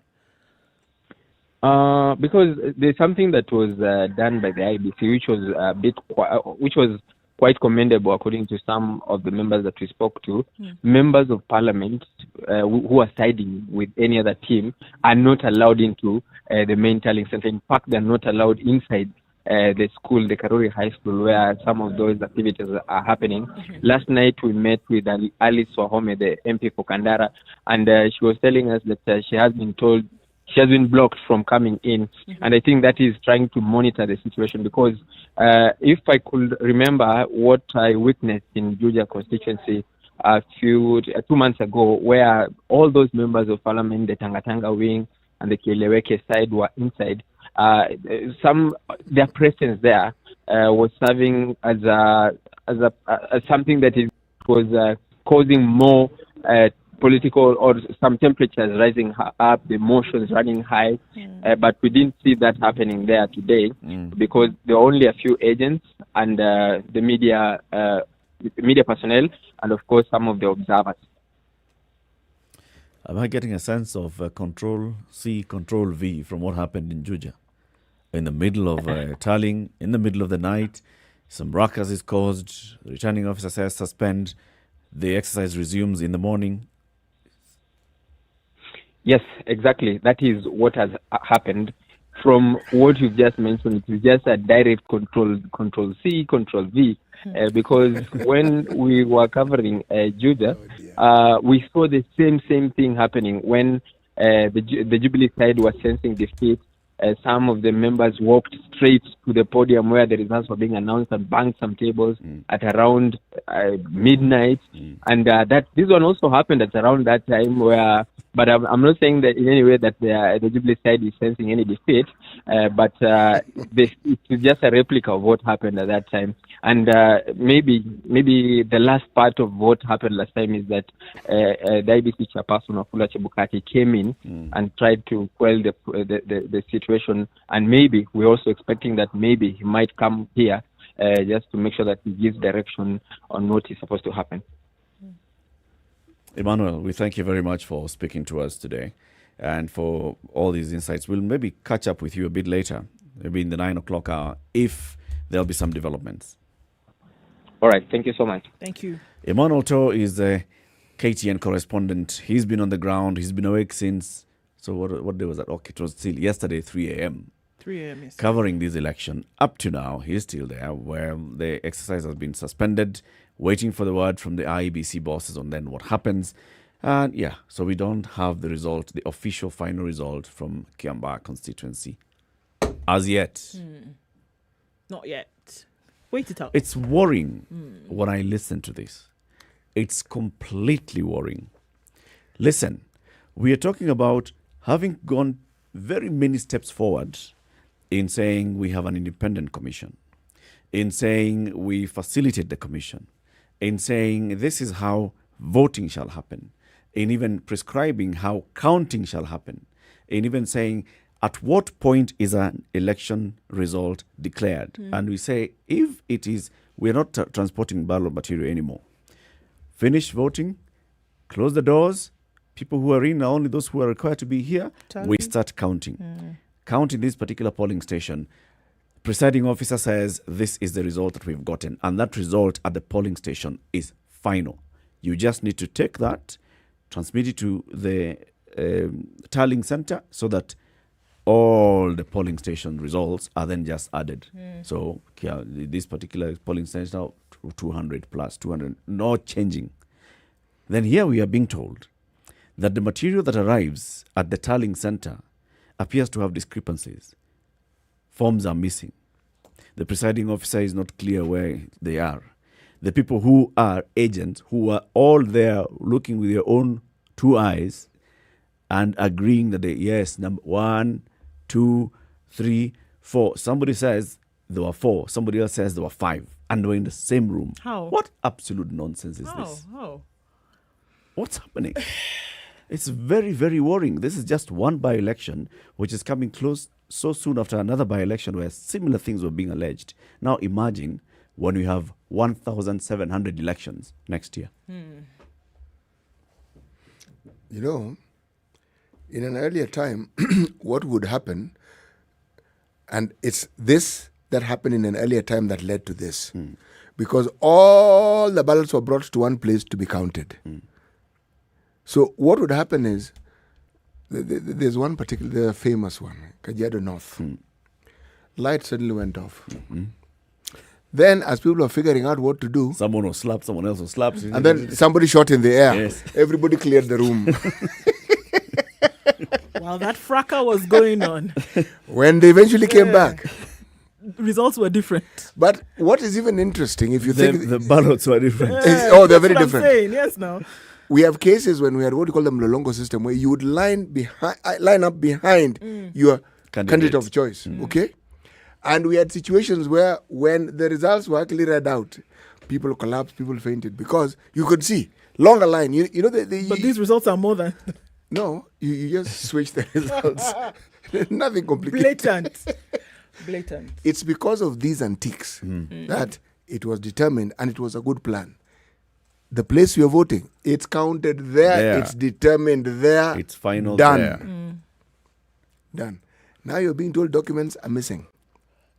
You know, in all this, the picture that will be sent out to the public is that we should not have trust in IEBC. IEBC is not to blame. I say absolutely. IEBC is not to blame. IEBC is not to blame. IEBC officials, Emmanuel is telling us he's been awake since 3. IEBC officials have been awake since the previous day. All right? They received the material. They are coordinating themselves. They open the stations on time. People come. People find their names. Nobody has complained that, I didn't find my name on the register. The process goes on smoothly. Polling centers are closed on time. Material is put in the same central place, clearly. No complaints. Counting happens. Counting 1, 2, 3. No complaints. Tallying there within the polling center. 1, 2, 3. So no complaints. No complaints. Suddenly, there's an issue. Tallying center. Who is the problem? That's not IEBC who is the problem. IEBC is not the problem. IEBC is not the problem. They'd be set to look as though they are. No, they are And I think it's important to look through all of these antics that are going on currently. Because then the question would be, okay, so how did something get missing, and who was supposed to be the custodian of this particular piece of material? And then how did it go missing? How did you have a discrepancy like that should have been guarded otherwise? Who had access to it, and why would it be that way, whereas it should not be? So this is the question. How did you have a missing document in a pile or in a batch that was under the care of an IEBC official? What is that form that brought issues in the last general election? 34. Form 34. 34. A and B. So why? It's utter madness. So do you see now where there's room for all kinds of conspiracy? Okay. Was this particular official then compromised? Did they add or remove something that they should not have? Who are they really? So people who start to have these conspiracies, don't you see why now it is perfect breeding ground for that? But the conspiracies actually have fodder. Yes. This is because of our history. And yet, as Eric has very clearly pointed out, the system we have is actually a good one. My goodness, it actually worked. And then someone decides to tweak it. It works. It worked. It has worked in Mugoga. Yes. On the same day, in An Mugoga, MCA was voters declared. in that ward went, voted, votes were counted, they were tallied. No issue. Yes. Why is it an issue in some areas and not an issue in other areas? You know, independence of the Electoral Commission. You know, even in Msambweni, that election went smoothly. Results were announced, and that was it. Yes. You didn't hear. You did not hear of anything untoward. Now we are hearing it. We heard it in Juja. We are hearing it here. We are in Matungu. Matungu That was was absolute madness. Yes. Now that is not IEBC's doing. No, it isn't. It isn't. If we don't point the finger at the right direction, we'll keep saying, oh, Chebukati must go, oh, who must go, who must come, who must go, who must come. This IEBC of ours needs to be scrutinized. No, I don't think so. I think we just need... And one of the things that, remember when you had a conversation, CTU were away with the executive director of ILOG, election observers. Why was I away? I don't know. You were somewhere basking. That period of time. Yes. That's when you knew I was going to be where you brought the ILOG guy. Yes. Okay, tell me. What did we discuss with Mr. ILOG? So we're discussing, we're talking about, what needs to happen in the preparation for next year's election to increase credibility of the election. All right? Mm-hmm. And among the things that were said was what they were saying is, how about we allow that more transparency in terms of if this is what is being announced at the polling station, we'll go ahead and do some sort of crowdsourcing. It's very clear. Everybody has access to that. And everybody starts tallying for themselves using the actual form. Because people have signed. We are not hearing that Gashie, there was commotion, there was violence in Gashie, that, the agents of candidate A refused to sign the form and agents of candidate B, they didn't. They signed some form. If they did, then that is what we should be looking at. Now we don't have that. We have agents of URP with a different result, agents of Jubilee with a different result. And that's what they're telling us is, no, this is what we... What do you mean, Buana? It's exhausting. It is. It is. It is. 2022, we must do better. I think we must prepare ourselves to do better. I think also an injustice to this entire process would be to look at the things that are happening now and then pass them off as unimportant.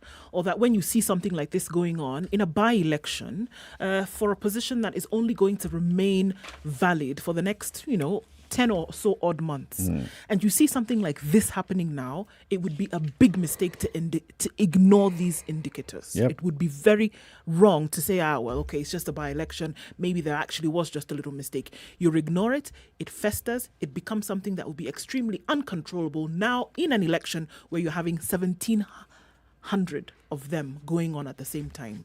So to nip it in the bud, the time is actually now. Or even to be aware, extremely conscious of what is going on, and to say, if these are the little games that are being, tried and tested to see how far they will go, how much more do you think they will be perpetrated next year during this general election?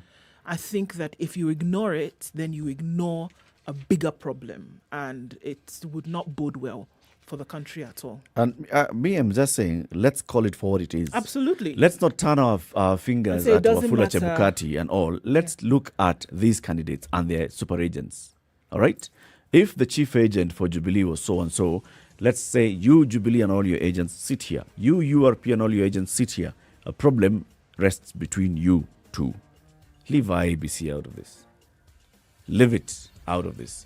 If we have a conversation about IEBC, let's also then add them as number 3. But number 1, number 2 should be these main political parties. Jubilee, URP. What did you do? What did you do? Shuraga is saying that there's a problem in Mugoga. UDA called it, then later conceded without violence. Okay, so where is the problem? The problem is the political leaders. Okay. Keep it right here. We'll be talking to a political leader in the next hour. And this political leader is a former member of parliament, has a political party, has a conversation that he'd like to have with the nation It's coming up in the next hour. It's now 8 a.m. Good morning.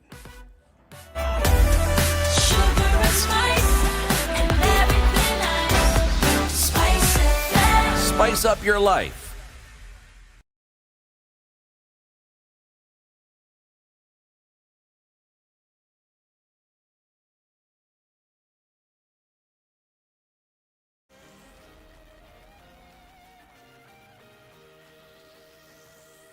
Good morning. This is the Newswire. I'm Leah Ubaga. Counting of votes at Karuri High School, the main tallying center for the Kiambaa by-elections, will remain suspended until further notice. Jubilee Party's Njama Kariri and his team protested results, demanding for a vote recount in Mushadha, Kawaida and Gashie. They said they suspected that UDA candidate John Juguna rigged in. The results of 152 polls had shown that Juguna had 21,301 votes, while Kariri had 21,057 votes. However, returning officer Peter Muigai had asked them to calm down earlier today and admitted of an error in the vote, which he insisted won't make a big difference. Whatever was corrected there is not anything to change the vote of anybody. Ilikuwa ni form ilikuwa na makosa, which was really corrected, and I wish we could sit and proceed. Ningeomba mketi ndio tuendelee. Haya ni mambo kidogo tu, tutatatua. So if you cannot agree, let everybody get out of the hall. The security guys there, clear the hall.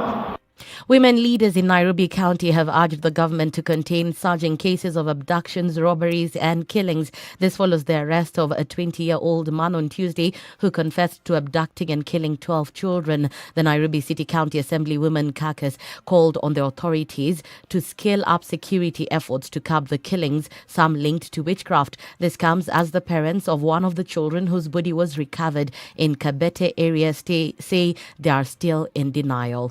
Nataka tu mtoto aende tolewe damu tuone kama ni wetu. Mavazi yako nayo kama ni hiyo tu yetu ni yanavanga hapa, lakini sina hakika sana. Nipata mtoto amevaa kaguo kandani kashati na kachupi. Hiyo boxer sijui kama ni yake. Nikaambiwa mtoto wako tuko naye tunataka 30,000. Nikaambia sina 30,000, mimi ni hustler, natafuta kwenda nitatafuta. Kaniambia buda fanya hivi, leta pesa fulani ama tuwe mtoto wako. Kaambia si mziwe mtoto, mimi natafuta kwa pesa niko nayo kidogo, nitamtumia kwa hiyo namba imeleta ya pesa. A protected witness in the murder trial against Migori Governor Okoth Obado escaped death narrowly after being handed over to the alleged killers. The witness's account was narrated to court through Police Constable Willie Okoti, who was the first person to get information on a fateful night and painted a picture of the last moments of the witness and the late Sharon Otieno before she was found dead in a forest. Personal assistant to the governor alighted from the vehicle. He called the other two people who were beside the road. These two people entered the vehicle and it was driven towards Homa Bay side. This reportee further told me that while in the vehicle, he was threatened that he will be killed. That's the Newswire. I'm Leah Ubaga.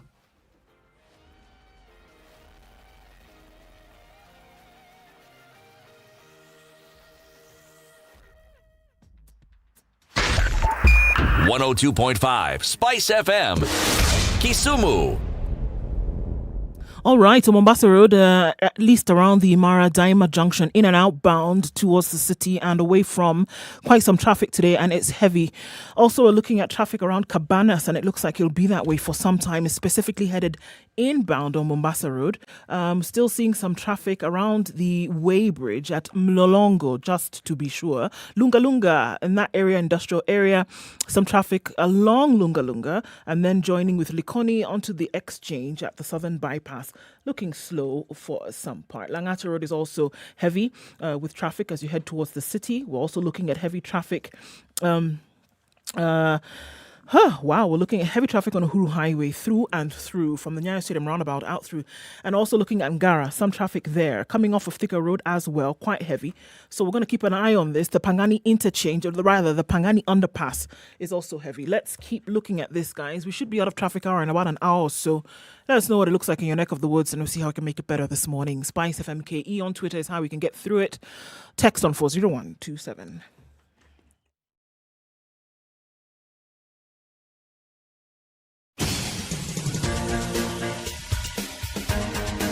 This is The Situation Room, the home of hard-hitting political commentary and penetrating insights about the state of the nation. This is a talk radio experience like no other. The Situation Room, a place for hard truths, debates, and elevated conversations. The Situation Room, witty, political, engaging, deep, controversial. In the room, we have C.T. Muga, researcher, academic, seasoned political observer, a fountain of wisdom in these politically uncertain times. Ndu Oko, Nigerian by birth, Kenyan by choice, communications expert, Pan-Africanist, a truth seeker and believer in people power, and Eric Latif, agent provocateur, the man in the chair, seasoned journalist, news hound, a man who believes in punching up, not down.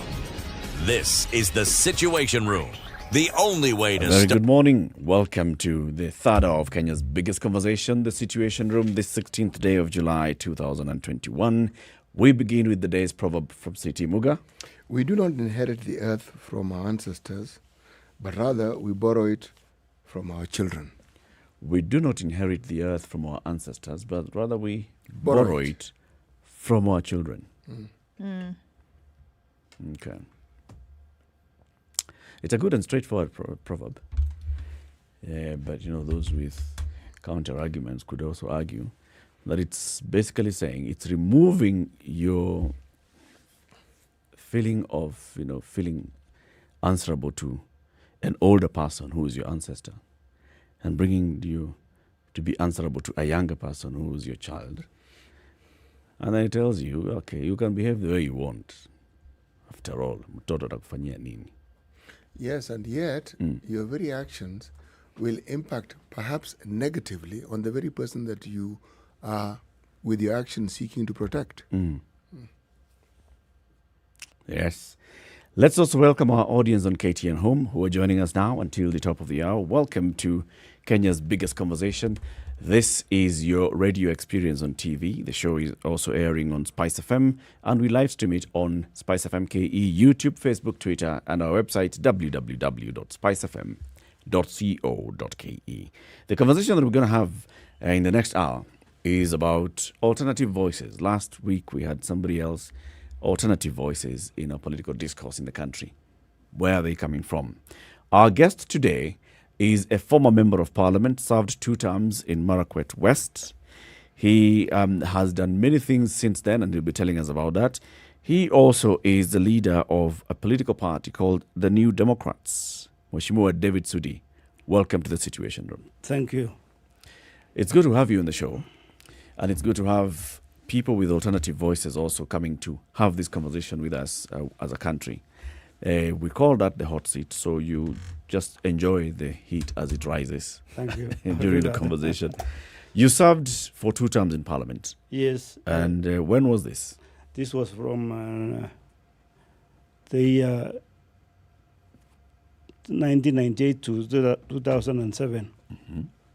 That was being the last term of former late President Moi and Mwai Kibaki, the second term, the first term of Mwai Kibaki, the last term of President Moi, and the first term of. So you had 2 terms as a member of parliament. Yes. Yep. Transitional, coming with the old and coming with the new as well. Yes, correct. So I'm full of wisdom from this from those 2 times. So I know the transaction. I mean the transition we came from 1900 to 2000. Right, jumping into the millennium. Yeah, crossing the millennium. If you look actually at the performance of, that was the 8th Parliament, the 1997 to 2000, and then the 9th Parliament of 2003 to 2007. If you compare those with the performance of now as an observer, the current Parliament, how would you rate the current one? The current Parliament is has failed in many things because it is people are after only their own personal needs. They don't care about the voter who has voted for you. You came in, you campaigned, and then when you go into parliament, you don't care whether I put food on my table or not. And that is what that's what you consider one of the biggest failures of the current one. But this is this has not different? happened before? Are we not? We've never seen a situation like this before. Are we saying that the current parliament are the only members who've behaved in that manner? Because it's a puzzle to us as well. We see that you ask for a vote and then getting into the assembly, things change. Are they the first ones to have behaved like this? No, they're not the first ones. Of course, even in your home, you have children in different types. But the majority now, they are so selfish. They don't care about the masses. Why is that? I think it's because the economy part is acting, and then the number of people have increased. So there are so much mouths to be fed. Yes. So in that case, that's where they lose direction to assist the people. Initially, when our forefathers fought for independence, we fought for three things. One was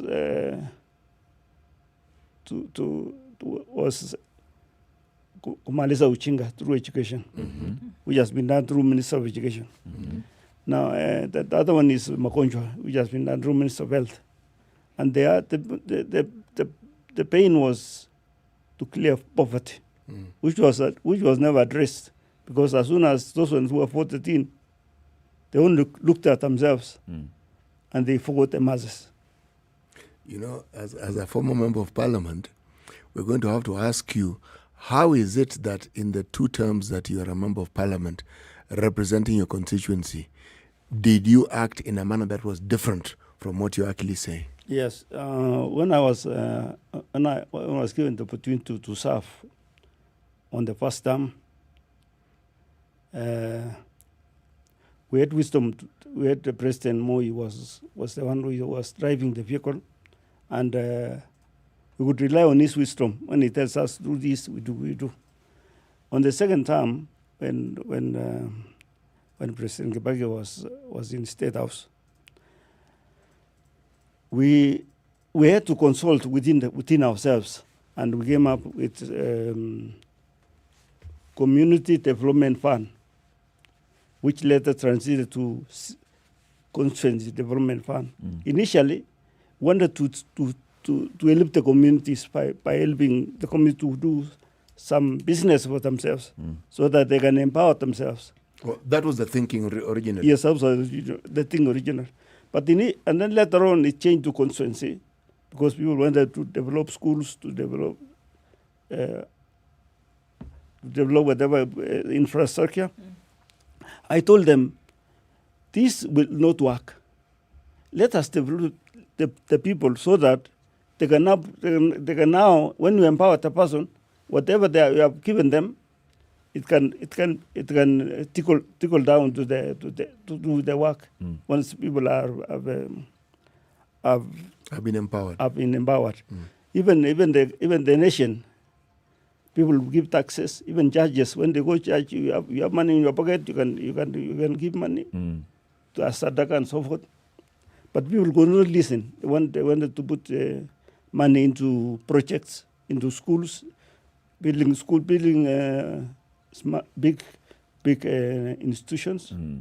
I told them, that is like pouring wealth in the pit. It will not. You've been given talent, you buried it. Yes, you buried it. So you better put on the people, empower the people, and then from there they can now move. What was your idea of this empowering the people, if not going through projects in the CDF? Yes, what I wanted to do is, or our thing initially was to empower the people through projects, which can bring resources later on. Like in my case, I wanted to make sure that I give people, maybe buy them a cow, put them in groups of 10, give them a cow, And the milk from this cow will feed the group, will feed the people. And if there's anything extra, they sell and make whatever, and make money. And many others, even in my place, there is Barreto which grows, there is potatoes and so forth. So that's how you can empower the people. But let me ask the question now: with the promulgation of our new constitution and with the setting up of the county system, do you think that this maybe went some way in achieving what you had envisioned would be the way to go in terms of making sure that people actually benefit from their leaders and from the leadership of the country? Yes, that is true. That is why devolution is there, because we wanted to reach the common man on the ground, and that is one thing which we are thinking, that if resources can reach the common man on the ground, then the economy will grow from bottom to going up, rather than waiting for people who are in leadership to assist the person in the ground by giving them handouts. That is what has killed our economy, because the people on the ground are not productive. They are only waiting to be given money. And you see, for how long are you going to give this money? And this is one thing which President Uru asked me on we're in Parliament together. For how long are we going to give people money? And I've got an answer now. We need to empower these people. So, how is that going to happen exactly? I mean, it sounds really nice to say. It sounds aspirational that we need to stop giving out these little tokens to people and empower the people through. How will it happen? What needs to be present for this to become a reality? It is very possible, because... Oh, sure, it is possible. Yes.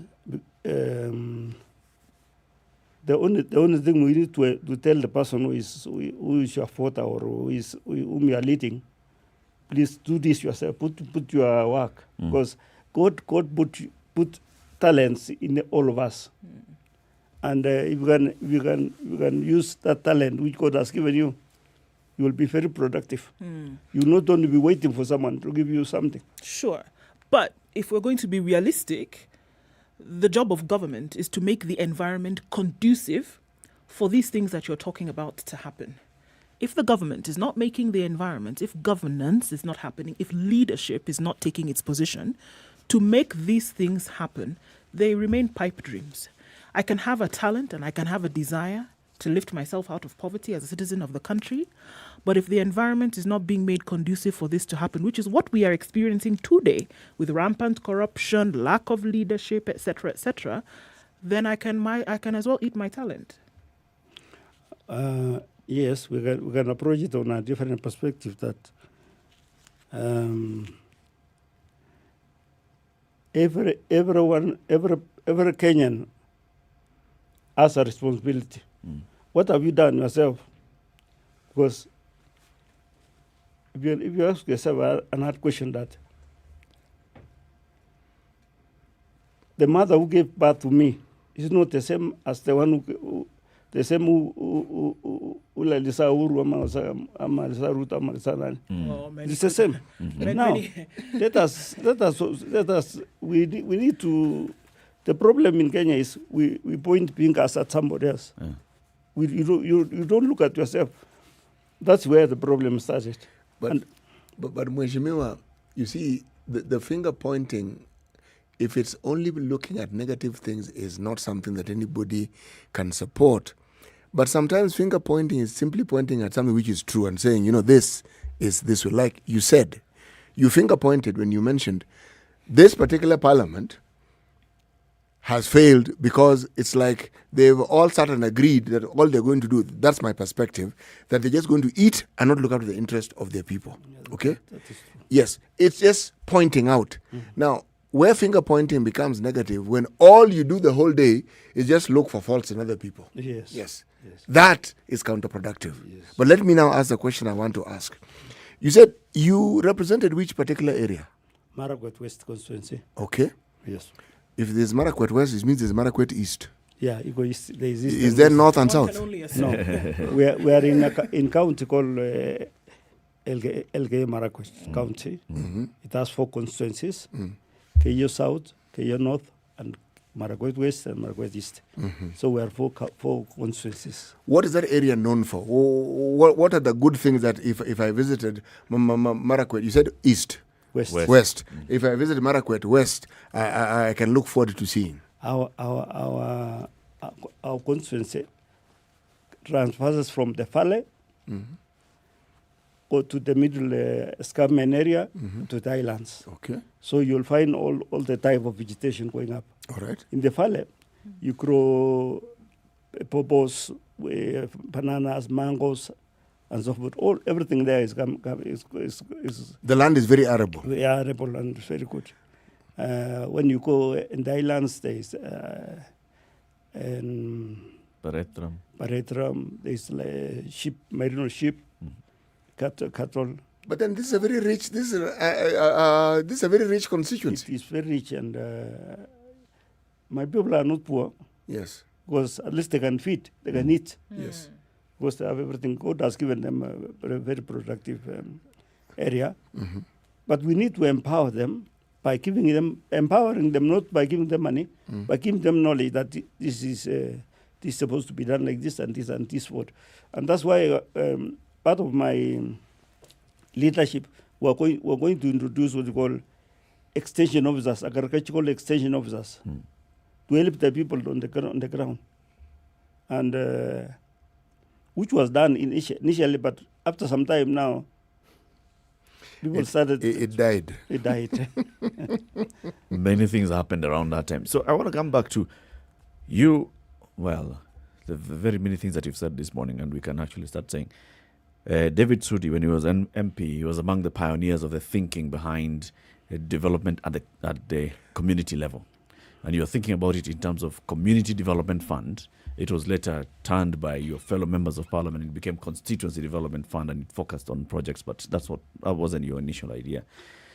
From what I've heard you say, it sounds like David Sudi was also the pioneer of this bottom-up approach that's now becoming a buzzword in the country. He wanted bottom-up economic empowerment of the people.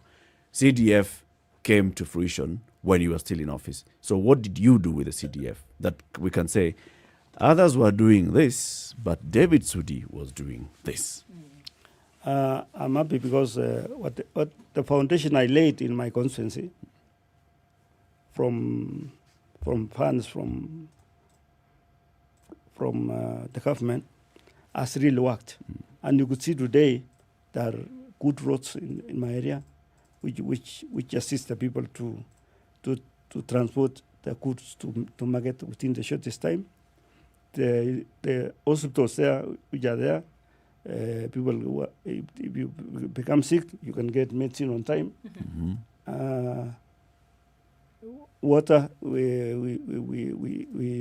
I also assisted a lot of water projects, so people can get water. They don't go to the river down and put it on the head, and at least now they have so many taps in that place. Now that is some of the, apart from building in schools and taking electricity to schools, because this was my idea that even a child in Nairobi who studies the same subjects, and the child in reserve who doesn't have electricity should go to the schools, so that when they study they can be doing well. And that's what I did, and I'm proud that that's worked. So you didn't do the things that you initially were talking about, buying cows for the people, empowering community at that level? At the moment, we have an investor who is coming, and this is why I want to go back and do that. Okay. So that, and I'm not only going to empower my constituency, I'm also going to empower the whole of Kenyans, because this is a national party, and the symbol is a bridge. For what I'm saying now is the writings on the wall. If you go to the registrar of political parties, God has put the party there. The registration number is 40, which means end of 40 years to go to cross River Jordan to go to Ghana. And they say so you're Joshua. Because the one thing is what is happening in the Bible, what was written in the Bible, is exactly what's happening now. So there's You'll tell us what's happening now. Okay. Let's take this break first. Now you've actually segued into the conversation that we're having. The alternative voices in the political discourse in the country. David Sudi is one of them. He's a former member of parliament for Marakwet West, served in the 8th and 9th parliament between 2007 and, between 1997 up to 2007. He was there. Now he's the party leader of the New Democrats, registration number 40, and he says even that is symbolic. If you'd like to get any of the conversations that we have on in the Situation Room every weekday morning, you can get them on our social media platforms. We have the conversations recorded and shared on SpiceFM KE, YouTube, on Facebook, on Twitter or Instagram, and now you can also get them on your mobile device. Just text the word TSR. Okay, those are letters. Text the letters TSR to 22840. That's 22840, and you will be receiving highlights of the Situation Room on a daily basis. 26 minutes after 8, let's take a break on KTN Home, Spice FM, and online. We'll be back shortly.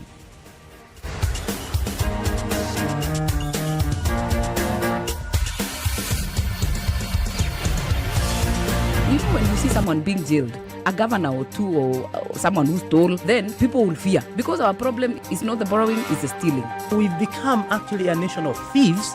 The only thing we lack is an opportunity to steal. The guys who quote the Bible and say I'm a Christian and all that, and you know they're thieves. Return what you have stolen 4 times. If you know that you have property or anything that you have stolen, just return and say, my God does not allow me to hold stolen things. We are also a reflection of you, because you elect us. You know, we don't get into our office by ourselves. We are a reflection of the people who elect us. We don't want to go to the streets. We have a constitution that enables us, assert our will. When the legislature are now being taken as hostage by the executive for whatever reason, we are now bound by what they want us to do. This is just outside the realms of reality. We have impunity written into the DNA of our political class. How old were you when you learned that Jeshi Lokop is Jeshi Lawokov? I can't say it very well. No, you need to watch Jeshi Lokop. And everyone knows. Okay. This is the Situation Room, the only way to start your day. The weather with Spice All right, FM. sunny conditions in Nairobi this morning. We'll see lows of 13 and highs of 23. It's raining still in Nyeri, highs of 20 and lows of 12. Mostly cloudy conditions in Nakuru at 15, highs of 23. 22 will be the high in Eldoret. It's raining at 15. Partly sunny conditions at 22 in Kisumu, highs of 28 and lows of 19. It's partly sunny at 21 in Kakamega. We'll see highs of 26 and lows of 15. 28 will be the high in Mombasa today. It's raining at 25, and it's also raining in Malindi at 24. We'll see highs of 28. 25 will be the high in Kampala. It's raining at 19, coming down to lows of 17. And Dar es Salaam is sunny at 24, highs of 30 and lows of 22. 2 will be the low in Johannesburg. It's currently cloudy at 5. It'll rise to a high of 13. Light rain at 24 in Lagos, highs of 28 and lows of 25, and 32 will be the high recorded in Kinshasa. It's currently at 20 and sunny. Later, we'll see lows of 21.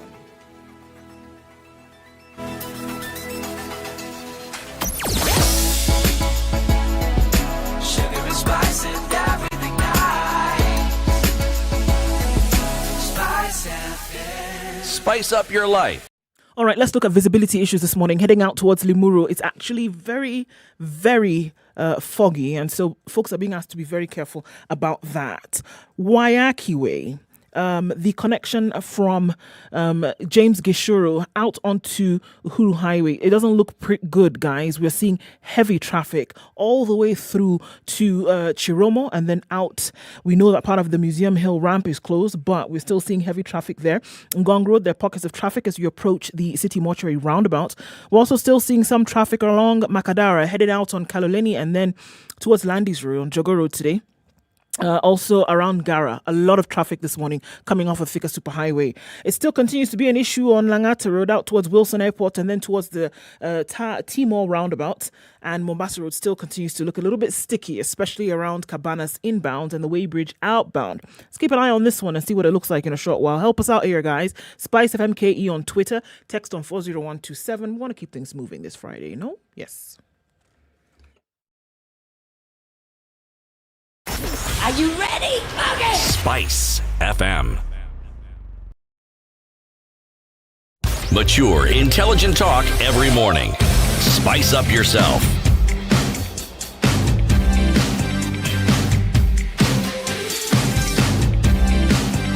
Mornings It's 8:30. right. This is the Situation Room. In the room this morning, Siti Muga, Nduwako, Eric Latif. And our guest today is David Sudi, former MP for Marakwet West constituency, and now party leader of the New Democrats. He's come here today because we are discussing alternative voices, and he's also come with some literature. One of them is this booklet with the headline, Can One Man Save a Nation? And he quotes Ezekiel 22, verse 30. Honorable David Sudi. And you also, before we went to the break, you told us your party registration number is 40, and it is symbolic. It's the end of all these many years in the wilderness with the promise of crossing over into Canaan. And now here we are crossing over into Canaan. So you are the real Joshua. The others have been imposters.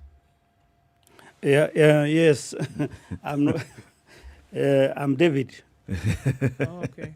And our future king. I wear so many hats. This is the problem that happened in Kenya. The rain started beating us when we adopted symbols of political parties, when we adopted images of creatures created created by God to be symbols of political parties. And the people started to worship, to praise. This is against the second commandment of God. We say, do not bow. I remember when I was in Kano, the symbol is a cockerel. And I did that, and many of these people in Kenya did the same. So God has brought me so that we can save these people from going around the wilderness for a long time. Now the God has given us a way. What is happening in Kenya now is biblical. Jubilee and Canaan are words from the Bible. And I'm here this morning in the situation room. Now, thank you for inviting me to this place. This is the situation in Kenya which we need to address.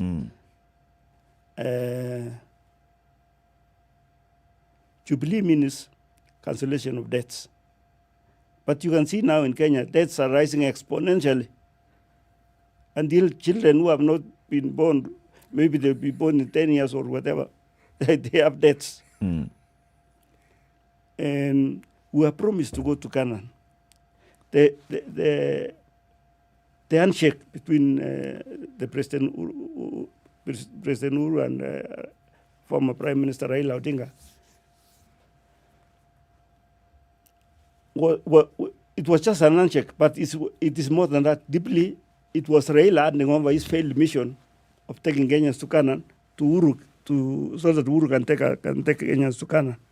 And here I am come, so that I can give them the bridge to go to Canaan. There is no need of building bridges in this city when God has already given us a bridge. What's that bridge? I must ask, what is the bridge? Are you saying that you, David, it is our symbol. are the bridge? The symbol of the party. And this party has the summit. The summit the summit is a 9-letter word. A 9-letter word is not knowledge. Now, the summit, the first T is for the Roman Catholic Church. The H is for the Protestant churches. The E is for evangelical churches. S, I am the party leader. U is the chairman. The first M is the Secretary General. The second M is the treasurer. And I is for Islam. And the last T is for Seventh-day Adventists. You'll see that the summit, there are 6. These people bring we pray on Sunday. On Monday is my responsibility to pray for the nation of Kenya. Tuesday is for the chairman to pray for the nation of Kenya. Wednesday is Secretary General. Friday, Thursday treasurer, and Friday Islam, and Saturday Seventh-day Adventist. So This is exactly what Joshua was told by God, that let the Levites carry the Ark of Covenant. And when they carried the Ark of Covenant, when they stepped on River Jordan, the water split. So now, this is God talking. It is not me who said, let us have 7 days. God worked for 6 days and rested on the 7th day. That's a week. So, and also for me as David, when David went to the battlefield, he saw a Palestine who is harassing the army of the Lord. And he said, who is this uncircumcised fellow harassing the army of the Lord? And went to a river and picked 5 stones and used 1 stone to hit Goliath, and he died. Even now, the 5 stones are the Roman Catholic Church. These are the Levites, the Protestant Church, the Evangelicals, Islam, and the Seventh-day Adventists. These are 5 stones, and we will combine them to one. We'll go across River Jordan. Where have you left the Jehovah's Witness? Jehovah's Witness, which day? Yeah, I don't know. Yeah. I actually... Is this on Sunday? Uh-huh. Yeah. So everybody is there. Okay. The Protestant churches are many. All those are Protestant churches. Okay. So everybody is taken care of. Other Judaism, because it's the Sabbath. If I were to say that you have taken biblical prophecy and interpreted it to suit your political goals, would I be wrong or would I be right? Well, if you remember, God who created us, we are told by President Moi that siasa ni maisha. And the siasa mbaya si maisha mabaya. Now, when God brought us to this world, He brought us to live in a good life. He did. And this is why we need to apply the principles of the Bible, what is written in the Bible. Why we always quoting the Constitution, and yet you forget to quote the Bible? Because not everybody subscribes to the Bible. And the Quran, everything. And you know, in your mention, you forgot a significant group of people, the Hindus. Yeah. I am mentioning this Yeah. simply to point out that people have different faiths and they abide by different dictates that are contained in their different holy books. That's really the point I'm making. Yeah, that's okay. Yes. That's all right. But you see, from my Bible, which I read the Bible, I find that Israel being the first, our firstborn, from the first wife. If you read in Genesis 4:19, you find a man called Lamech. Lamech married 2 wives. Ada, which means letter A, which means alpha, and Sila, which is the second wife, Seth. And this is where we came from. The first wife, Ada, are the 12 tribes of Israel. The second wife, Sila, are the 42 tribes of Kenya. We are living in the 42 cities. In the book of Numbers, God told Moses that 5 verse 6 and 7. You know, Mashme, I'm listening to you and I'm thinking, you know, for a moment there my mind traveled and I thought I was listening to a Sunday service. Then I realized, no, I'm in the studio and I'm listening to a politician. So I have to ask the question, have you ever been a preacher? No, I've not been a preacher, but I'm rooted in the word. I follow. You subscribe to the Christian faith? Yes, I subscribe to the Christian faith. And this is where we need to, all of us, to subscribe to. Because we don't need to pretend. God says, love your neighbor as you love yourself. When we are passing each other on the road, we have to be. We need to embrace each other, and that's why you find vehicles crossing the road. They don't bump into each other. They obey. Can I ask you perhaps a more earthly question? You have a party called the New Democratic Party, and the party is in a region that right now seems to be very pro-UDA. How exactly will your party relate to UDA? Well, that is as far as I'm concerned, the symbols of political parties are idols, and it's against God's second commandment. God gave us 10. Do you see the way we have 10 fingers? These are the 10 commandments. And one of the commandments, do not steal. This is the 12th parliament, by the way. And 12, God said, as a beacon of time. Whenever it reaches 12, it starts one again. So, what should happen is the president should take us across River Jordan because his term ends in 2022. He should call for a snap election because following the Maragas advisory. The Supreme Court's determination. Yes, he should actually honor that and call for snap election so that we start from county. We have first parliament. I mean, first county assembly, and then even in national assembly we have first national assembly and senate. Yeah, you start one. We move from there, carrying on, go forward. What I don't get is the answer to City's question. This political party is coming to play in the political field today. That is dominantly. That yes. In the area where you come from, I'm assuming that UDA will be a dominant party in the next election. You are saying that Uhuru is the man who's going to now lead us to that point, the end of the river, and then we need to cross over into Jordan. Is this party the one that's going to help us cross over into Jordan? And what is it? How is it going to help us cross over into Jordan? Your party. Yes. Crossing River Jordan to Canaan is the ideology of our party. And when you cross to Canaan, land of Miliganani, you are given. We went to assemble people in groups of 10 registered in every political party. I mean, registered in every polling station. And we will give them a cow, a fake cow for milk. Because going to Canaan is land of Miliganani. So we that is how we can empower our people from class to from whatever. Now, you talking about UDA,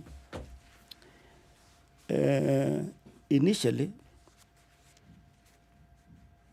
people are following people. We need to follow. We need now to change. We need to change so that we get the right political party. This is where I'm giving the people, this is the way to go to Canaan. And when you go to political party now leads us to idolatry. Does your party have a symbol? Yeah, it's a bridge. It's a bridge. God has given us a way to go to cross. That's why I'm saying there's no need of BBI, because when you are a human being struggling to build BBI, building bridges, already God has given us a bridge designed with 42 pillars, which means every tribe in Kenya is holding a pillar to cross over. When was this political party registered? 2006. In 2006. Oh, it's been in existence for quite a while. Yeah, we have one member of parliament from Boni. We have six MCS. The other day we took legs. Oh, this was the party. Yes, and even we were in Kiamba. In Kiamba, you had a candidate. We have a candidate, but people don't see that this is the way to go to Ghana because they are rooted to human beings. They think that. So, what does the campaign? Let's now look at this recent and very present by-election. There was a candidate for the New Democrats in Kiamba. Yes. When the others were campaigning with bottom-up approach and everything else, what was your candidate's message during the campaign?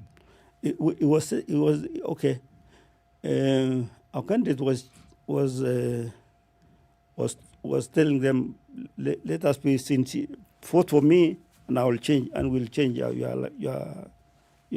life. But you see, the problem in Kenya, the Kenyan politics, it is those who have been there were voting in whether it is Uru, were voting in whether it is Ruto, were voting in whether it is Israel. They are stuck into the minds of people, which we need to change. We would pray that using studio like this, that we can empower the people to tell them this is we have to go to change. Okay, so what you're saying is that what is going to solve Kenya's problems in the future is to focus on economic development as opposed to looking at individuals. And this party is going to be able to do that in a manner that nobody else has been able to do. Yes. What is going to convince you? What is going to convince Kenyans that actually this is the way to go? What is it that is different from what Kenyans are hearing before? Because you're saying now, okay, the 40 cows or that will be given to people in a particular community. This is a promise. It's aspirational. It's not any different from what people have said when they stand in political rallies, for example, and say, I will bring you a road. I will build a school. It sounds to be the same thing to me. What is fundamentally different about this? And why would Kenyans latch on to this idea? Yeah, you don't reinvent the wheel. The wheel has already been reinvented elsewhere. So we are bringing here only to, we are bringing it to people so that they can. Politicians have been promising heaven and earth and delivering none. So we need to tell the people, let's try a different avenue, which is godly. Because God has sent me.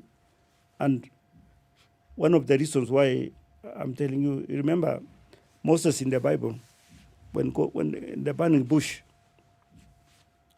God appeared to me when I got an accident in the year 2000. I was dead completely. I was in ICU for 22 days. And those people who know me, like Kalonzo Musyoka, Musdavadi, Ruto, Uru, all those people were in parliament. They know that I actually came from, God returned me back. And it is true. What is written in the Bible is the truth. I was there. I was only, the door was not open that I could enter in. Maybe I would not have come back. But I was sent back to what? That God is going to raise 7 generations. 7 generations, which each person will listen to this message which I'm giving you, which I've given you, will live for minimum 7 years. So that what is written in Genesis 4, verse 24 come to pass. And it made me to rotate. And I rotated in a circle. 7 times 7, 7 times 7, you get 539 years. I was made to rotate, and when I rotated, I was thrown out from heaven. I was already on bed, an ICU bed. But when I was thrown down, is when the machines from ICU started working. So that generated letter R. This letter R, God is warning us. It's also for us to go to Canaan. Uru should dissociate himself from Ruto and Raila. Should part ways. Just the same way Abraham from the town of Ur, U-R, parted ways with Lot when they were in Egypt. Each of them went his own way because of when the shepherds quarreled. Can I ask a question? So the same thing is repeating here in Kenya. Yes. That where these people should pass away, so that Uru can drive around the bus alone. Okay. Can I ask this question? Are you going to present yourself as a candidate for the presidency in Kenya in 2022? No, I'll contest for my constituency, Margaret West, as an MP.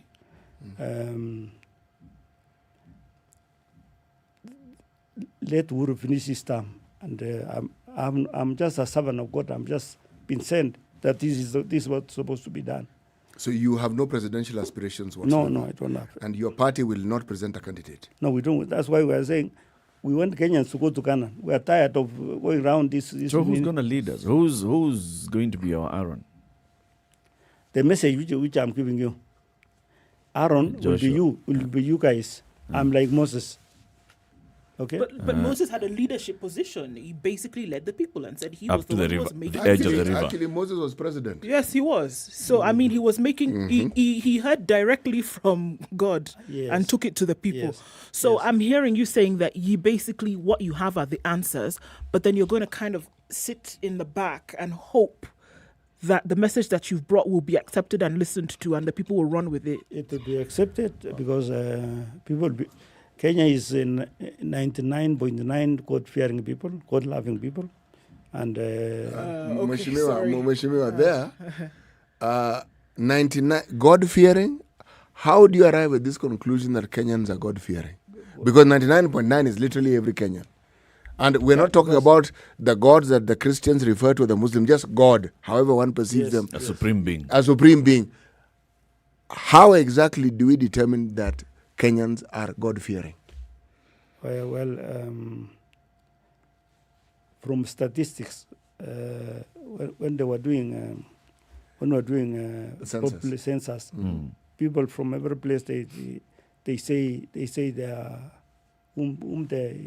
their God is, if they are Christians or Muslims or whatever. You find that about 99. They are affiliated to some religion or the other. Yes. You see why I was taking up the issue of God fearing, because if somebody is God fearing, then they will behave in a certain way. They will conduct themselves in a certain way.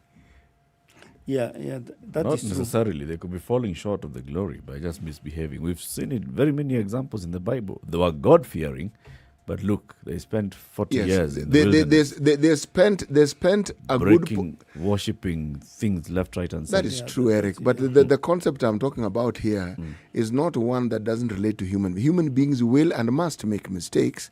I am saying when you look at what they do predominantly, it will be something that resonates with the people.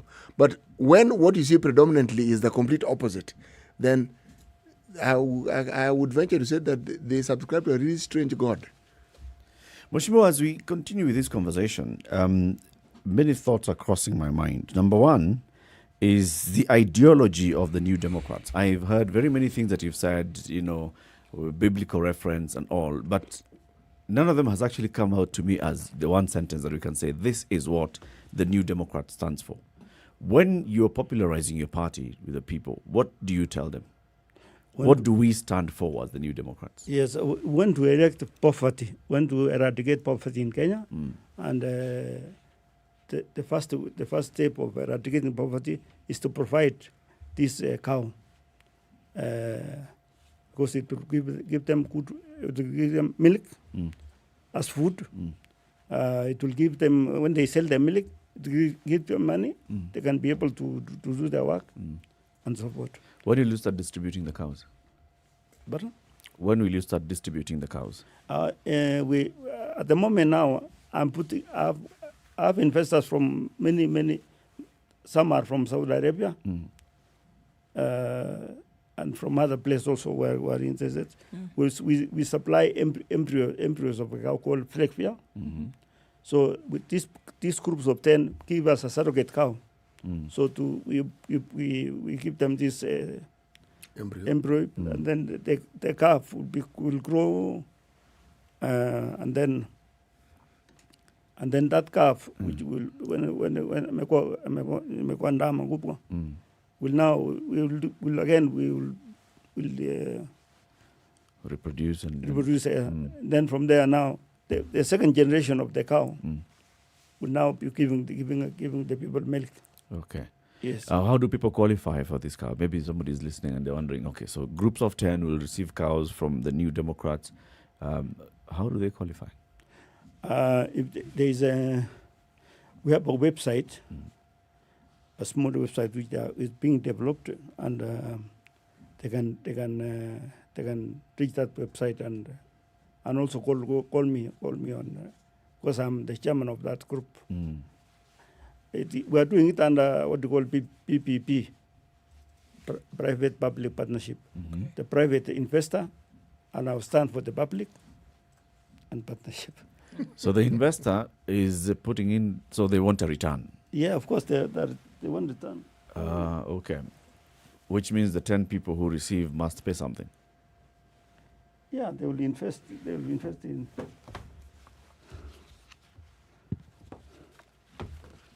It's a big book, huh? Yeah, it's something like that. It's like a certificate, huh?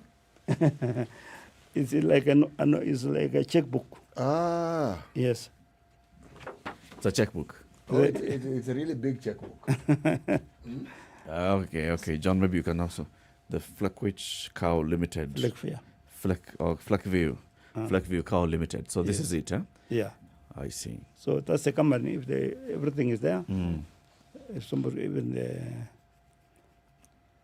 you put county, constituency, ward, polling center, and then names of the 10 people who are recipients with an ID number and tracking, and month from month 1 up to month 9, they pay 10,080. Yes, every month is you save 1,120. That's your saving per month. Okay. There's a question that has been in my mind, and I have to ask it because I know we're going. And then behind, yes, Eric, go ahead. Eric, look at behind that on the second page of it. Behind, yeah. Uh-huh.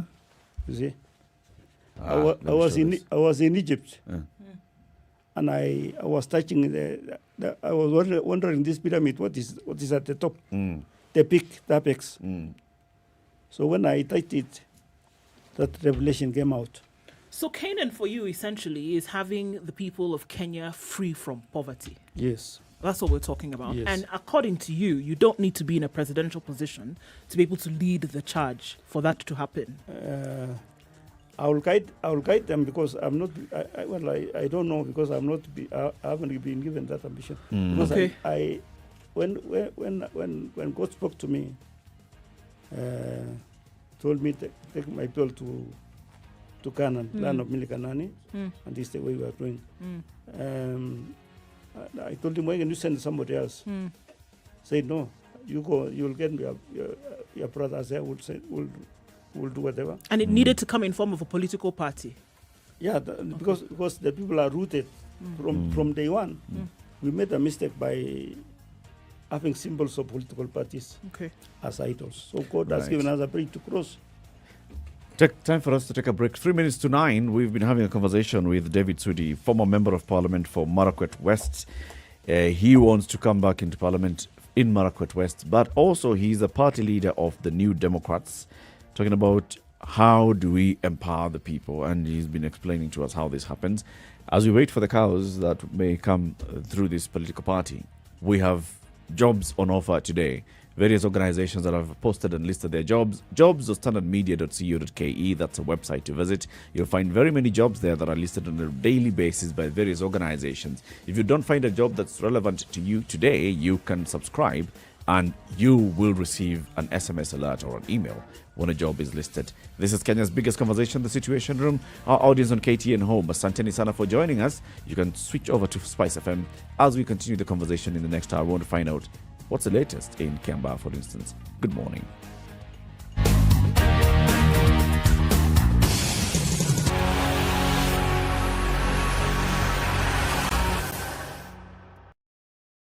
This is The Situation Room, the only So, way Monsieur to Sudi, start we have your day. about a minute and a half to the end of the hour. And I'd like you to take this moment to give a message in a minute to those who are listening and those who maybe would like to subscribe to this vision. What is it that the New Democrat stands for, and what would you like them to do? Okay, the New Democrat stands for poverty eradication and want to reach the people who are far below. That God has heard your prayers, and this is the way we should go. And if you can come out of that and join us, our party members, we need to eradicate poverty because our main policy is to eradicate poverty because that is where we are suffering as people of God, and we have been taken for a ride for a long time. And there is a saying which says, "Mchinga kerefuka mwereva kwa mashakani." We have gotten our own political party. If you are worshiping on Sunday, if you are a Catholic Church member, Roman Catholic Church member, if you are a Protestant church member, or if you are an evangelical member, if you are an Islam or a Seventh-day Adventist, this is your party. Asante sana. Thank you very much for joining us today. And thank you for taking up the platform to also talk about popularize the New Democrats Party. This is Kenya's biggest conversation, the Situation Room. Keep it right here. In the next hour, we have more conversations coming up. We'll also open up the phone lines for you to join the conversation and hear what you have to say. SpiceFM KE, YouTube, Facebook, and Twitter, or our number 0719-012-600. We've been having a conversation with David Sudi, former MP, and who wants to be next MP for Marakwet West. Good morning. It's now 9 a.m.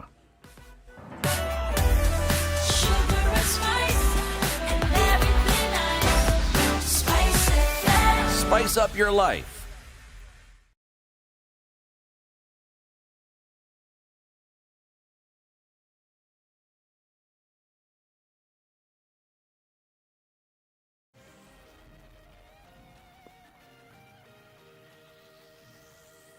Good morning. This is the Newswire. I'm Leah Ubaga. UDA candidate in Muguga ward by-election Peter Kamau has conceded defeat to Jubilee's Joseph Githinji, who was ahead of him by 27 votes. According to IBC results, Joseph Githinji won the seat with 4,089 votes, followed closely by UDA's Kamau with 4,062 votes. Third Way Alliance candidate Moses Gishau came a distant third with 49 votes, with People's Party of Kenya's Peter Njoroge in fourth with 32 votes. Kamau had earlier alleged of election malpractice but has now accepted the results. The chiefs in uniform are being used to mobilize the voters for the Jubilee candidate. You can see some of them have just arrived, and you see that is breaking the law. It is illegal, and this must stop. So we need a free and fair process, and we need to have a leader that Wajiko elects. Elsewhere, Kiambaa residents will have to wait a little longer to know who will be their next area MP after vote tallying was suspended at Karuri High School official tallying centre. The official tallying centre, Jubilee Party's Njama Kariri, who at that time had 21,057 votes, said UDA's John Juguna, who had 21,057 votes, had rigged in. Njama demanded for a vote recount in Mushadha, Kawaida and Gashie polling centres. However, returning officer Peter Muigai admitted of an error in the vote tallying, saying the correction had already been made. Whatever was corrected there is not anything to change the vote of anybody. Ilikuwa ni form ilikuwa na makosa, which was really corrected, and I wish to proceed and proceed. Ningeomba mketi ndio tuendelee. Haya ni mambo kidogo tu, tutatatua. So if you cannot agree, let everybody get out of the hall.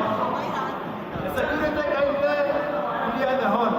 Trans Nzoia Governor Patrick Hayemba has ordered coffin sellers and house owners who are operating their businesses near hospitals to shut them down within the next 14 days. Hayemba says their services have a negative effect on patients who visit the facilities for medical services. They have made access to the hospital a bit hostile to our patients, because as the patients come in, the first thing they encounter is coffins, funeral vehicles. So people wonder, morally, is that right? Business owners and patients at the facilities have mixed reactions towards the order. Utatumia gharama mingi kukomboa kwanza gari ambayo inakupepea jeneza kutokea mahali pale mpaka kwa mojari. Si ati tumesipanga kwa kimadharau. Kama kuna kiwanja tuonesho mahali moja. Sasa tulikuwa mtu akifa ndiye apimwe atengenezewe jeneza. Lakini kwa saa hizi ona majeneza zimepangwa kwa hospitali. Hata mtu umepeleka labda ni wa kupona. Lakini hawezi pona kwa sababu ya mshtuko ameongeza. That's the Newswire. I'm Leah Ubaga.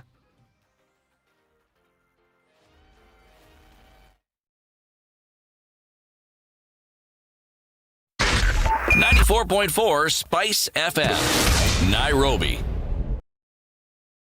Okay, still some traffic outbound on Mombasa Road, especially around Imara Daima. We're going to see that continue to pick up. Okay, so we're still seeing heavy traffic on Langata Road, all the way from the Southern Bypass Junction through to the junction at Timor, moving very slowly this morning. Then headed out towards Lusaka Road, at Aerodrome Road, also at the roundabout of Bunyala Road. Also, it looks a bit tight. We're still seeing traffic on Jogo Road heading out towards Landis. It's going to take some time to get out of that one. And then Wayaki Way also seems to be jam-packed through and through. Little pockets of traffic here and there, but it looks a little bit better. Not to forget Thika Superhighway, especially going towards St. Mary. Hill, and also we're looking on the other side, Naivasha Road, where Precious Blood also schools are closing. So we're going to see a lot of traffic at certain points. Watch out for that, okay? Let's see what it looks like in about half hour or so. SpiceFM KE on Twitter, text on 40127.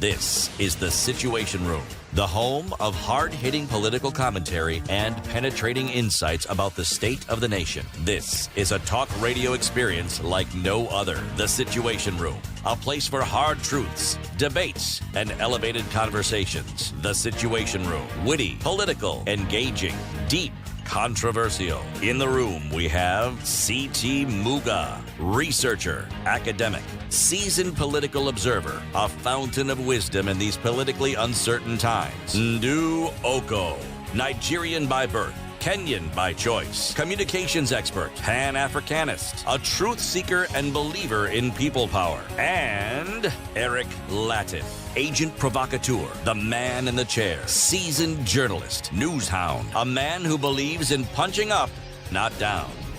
This is The Situation Room, the only way to start your day. Kenya's biggest conversation. CT, today's proverb. Right. We do not inherit the earth from our ancestors. We borrow it from our children. Okay.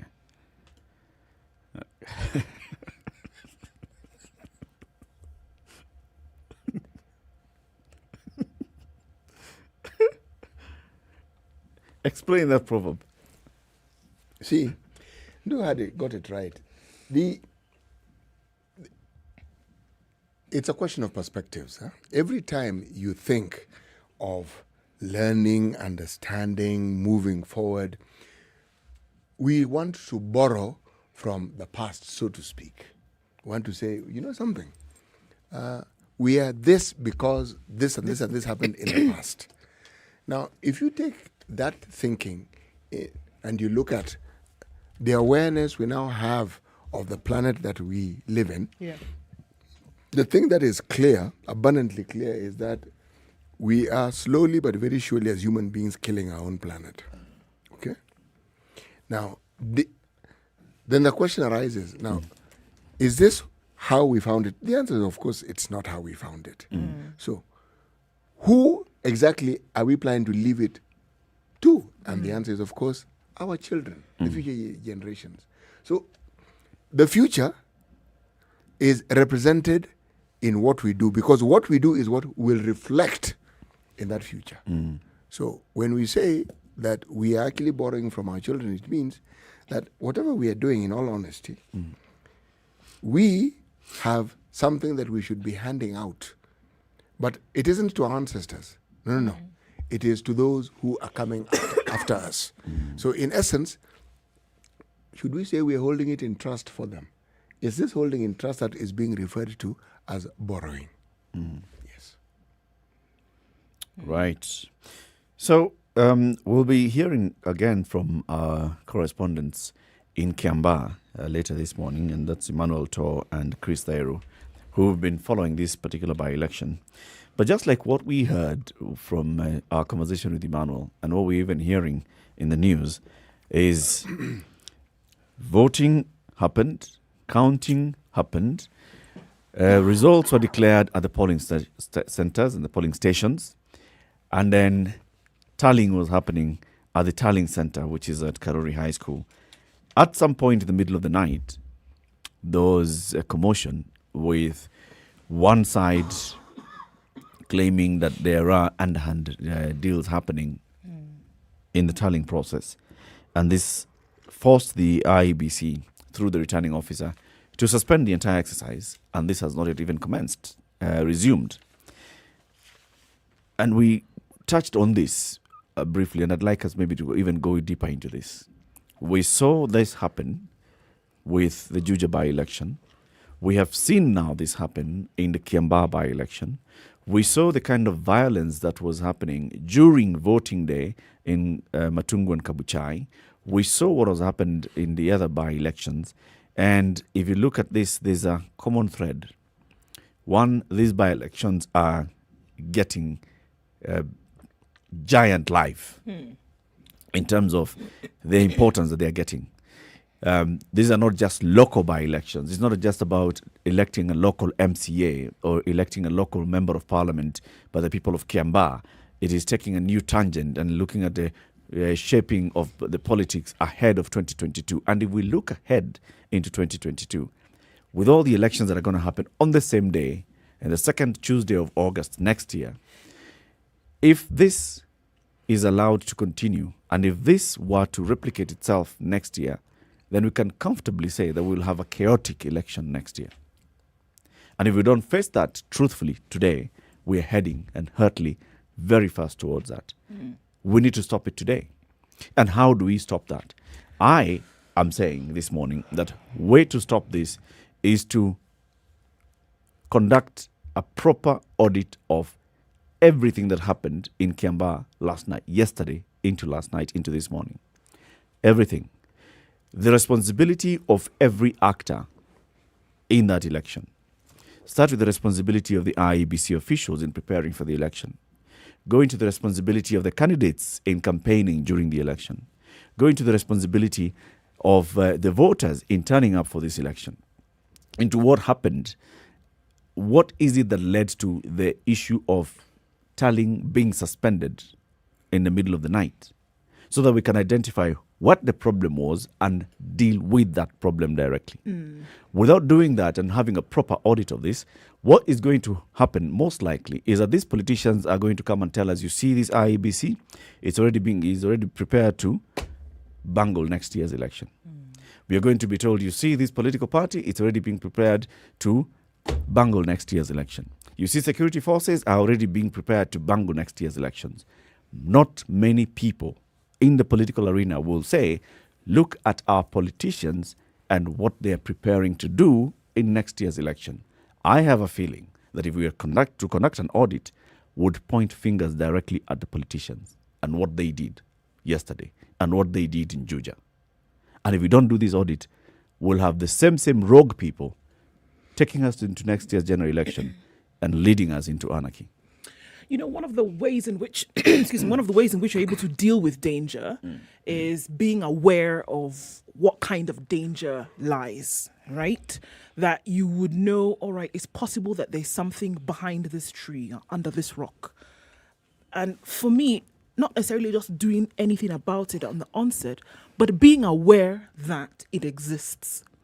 And I think when you look at, for people to be so charged at this moment, for things to already want to take a leaning towards going wrong, because what are we looking at now? Right now in a situation is that tallying has stopped in Kiambaa. Until and unless the IEBC then comes and says, all right, we've been able to sort out whatever anomalies lie therein, it's going to remain that way in terms of status. We will not know what will happen moving forward until they come and say, okay, we've sorted that out and everybody's comfortable for us to continue. It is indicative of the feeling that people have, not just about the election that's happening right now, but of things to come. Because almost every political utterance and move has been targeted at 2022. That we've seen easily in the last 12 months. That anybody has talked about, it's about what will happen in terms of succession for the country's leadership. Now, when you see a people so charged, number one, and then you see what many would call a litmus test, because this by-election is not the only one that has happened in the last 6 months. There have been others that also have pointed in this direction to show you, hold on a minute, is this what people are feeling? Is this what people are thinking? That, for me, is for you to be able to say, hold on, let's be aware of the potential danger that lies in this process right now. Because all these things that we are seeing now is going to be child's play compared to what could possibly happen in a year's time. Taking cognizance of the fact that people are extremely charged, that if something like this could get people in a situation in which they currently are feeling the things that they are feeling, now you can imagine when it is multiplied across the country, it would not be pretty. And I think being aware of the dangers is extremely important. Being aware of the situation and saying, okay, guys, because we know that this could happen, here is how we ought to deal with it. But do you know right now what a lot of people are thinking? Oh, my goodness. It's a by-election. Why are we so worried?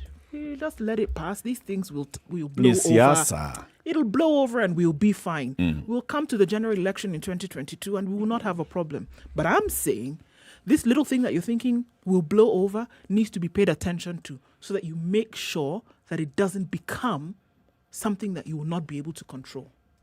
I have been of this mindset. What we are seeing playing out in the political arena with regards to now, it's now clearly UDA, okay?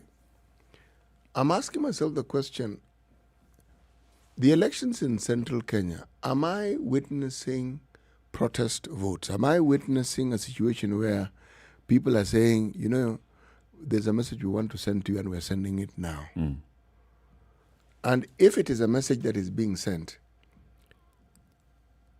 is it getting through? Or are we witnessing a real change, something that has organically changed within central Kenya with regards to voting patterns? Because the voting patterns that we've known for the longest time is regions vote on the side of their chosen leader. And if indeed we see, for instance, a UDA victory, is that what we will be seeing? A change, something that has happened, and now central Kenya has done something that for the longest time it was assumed it couldn't do, meaning it will vote in a different direction other than the pattern of voting in the direction that had previously been the case. Because up until the time when you had Uhuru Kenyatta and Mwai Kibaki vying, both for the presidential seat, the vote in central Kenya always went to the one person who was vying for that seat from that community. Well, before that, there was still two candidates. In 92, there were two candidates in central Kenya. Okay, who and who? Mwai Kibaki and Kenneth Matiba. Yes. Yes. In 97, so we had almost a repeat of the same, although Mwai Kibaki was more dominant at that point. Yes, we did. And again, what we're saying was these were parties that were led by people in that particular region, and the votes that were divided along the lines of those who supported these two individuals. And I'm saying here we have a party being led by somebody who is not in that region. And this is why I'm bringing the issue is, are we seeing a change from what had previously happened? I think you can even have a very long conversation about that. Is it a departure from who they had voted for in the last election? Remember, it was a joint ticket of Uhuru and Ruto. Yes. Or are they voting for the same candidates in just different parties? But more so, CT, if you'd like to, if you'll indulge me, I'm saying let's focus first on the conduct. And then the outcome and the message coming out of this election, we can have it. Because right now, the danger that is facing us, in my opinion, is the conduct of these by-elections. Increasingly, every by-election that we've seen in this particular year, this calendar year, we have seen some chaos, and we are seeing even disruption of the electoral process. We saw disruption of the voting process in Matungu and Kabuchai, and also in London Ward. We saw disruption of the tallying process in Juja. We have seen disruption of the tallying process in Kiambaa today. And there's clearly a pattern that's developing here. And it's building up towards making it normal for us to have disruptions. And the first thing that we want to do is apportion blame. And the one thing that we've been able to do very well in this country since the beginning of elections, especially in multi-party elections, is to point our fingers at the IEBC. In 92, we pointed fingers at the IEBC, and that's why towards the 97 election, there was IPPG, so that everybody can have control of the IEBC. In 2002, there was a bit of, calm. In 2007, chaos again, ECK at that point. We said, let's reform ECK. In 2013, with a reformed IEBC and a new constitution in place, there were still issues about how IEBC has conducted their election and pointing fingers at it and saying, doesn't inspire confidence. So change everybody in IEBC, bring a whole new team. It costed us, as taxpayers, a pretty penny, by the way, getting rid of Isaac Hassan and his entire team. We had to pay them to leave office. 2017, same thing. We've been talking about IEBC. Today, if you listen to many conversations that will be happening, it does not inspire confidence, surely. You cannot just tally over 60,000 votes that have been cast. What's wrong with you? Fingers will be pointed towards IEBC again. And I'm asking, is that really where the problem is? The IEBC is not the problem. In fact, even I, who has always been of the view that the chairman should actually step aside, perhaps it's time for me to eat my words. Okay. Yes, because the chairman is an easy target. An easy target because he's a Kenyan and he is as susceptible to influence as any of us. But where does the influence come from? Because that is the genesis of the problem. If the IEBC were allowed to simply conduct their business as they should, then they would. But clearly there's interference. But Eric, why I diverted into the discussion that I brought up was because of this.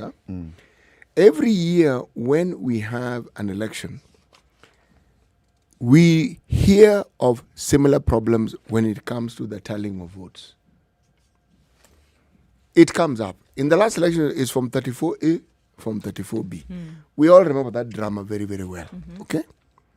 But when you now have a problem such as this one, what stands out for me is you have the passion, the heat, and the energy that you normally see in a general election. And you see it not just in a general election, but in a general election for the presidential vote. But now we are seeing it at MCA level. We are seeing it at member of parliament level.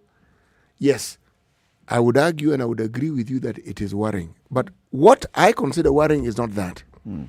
What I consider worrying is the culture that we've had and we have accepted that our electoral process will be interfered with. Why do I say we have accepted?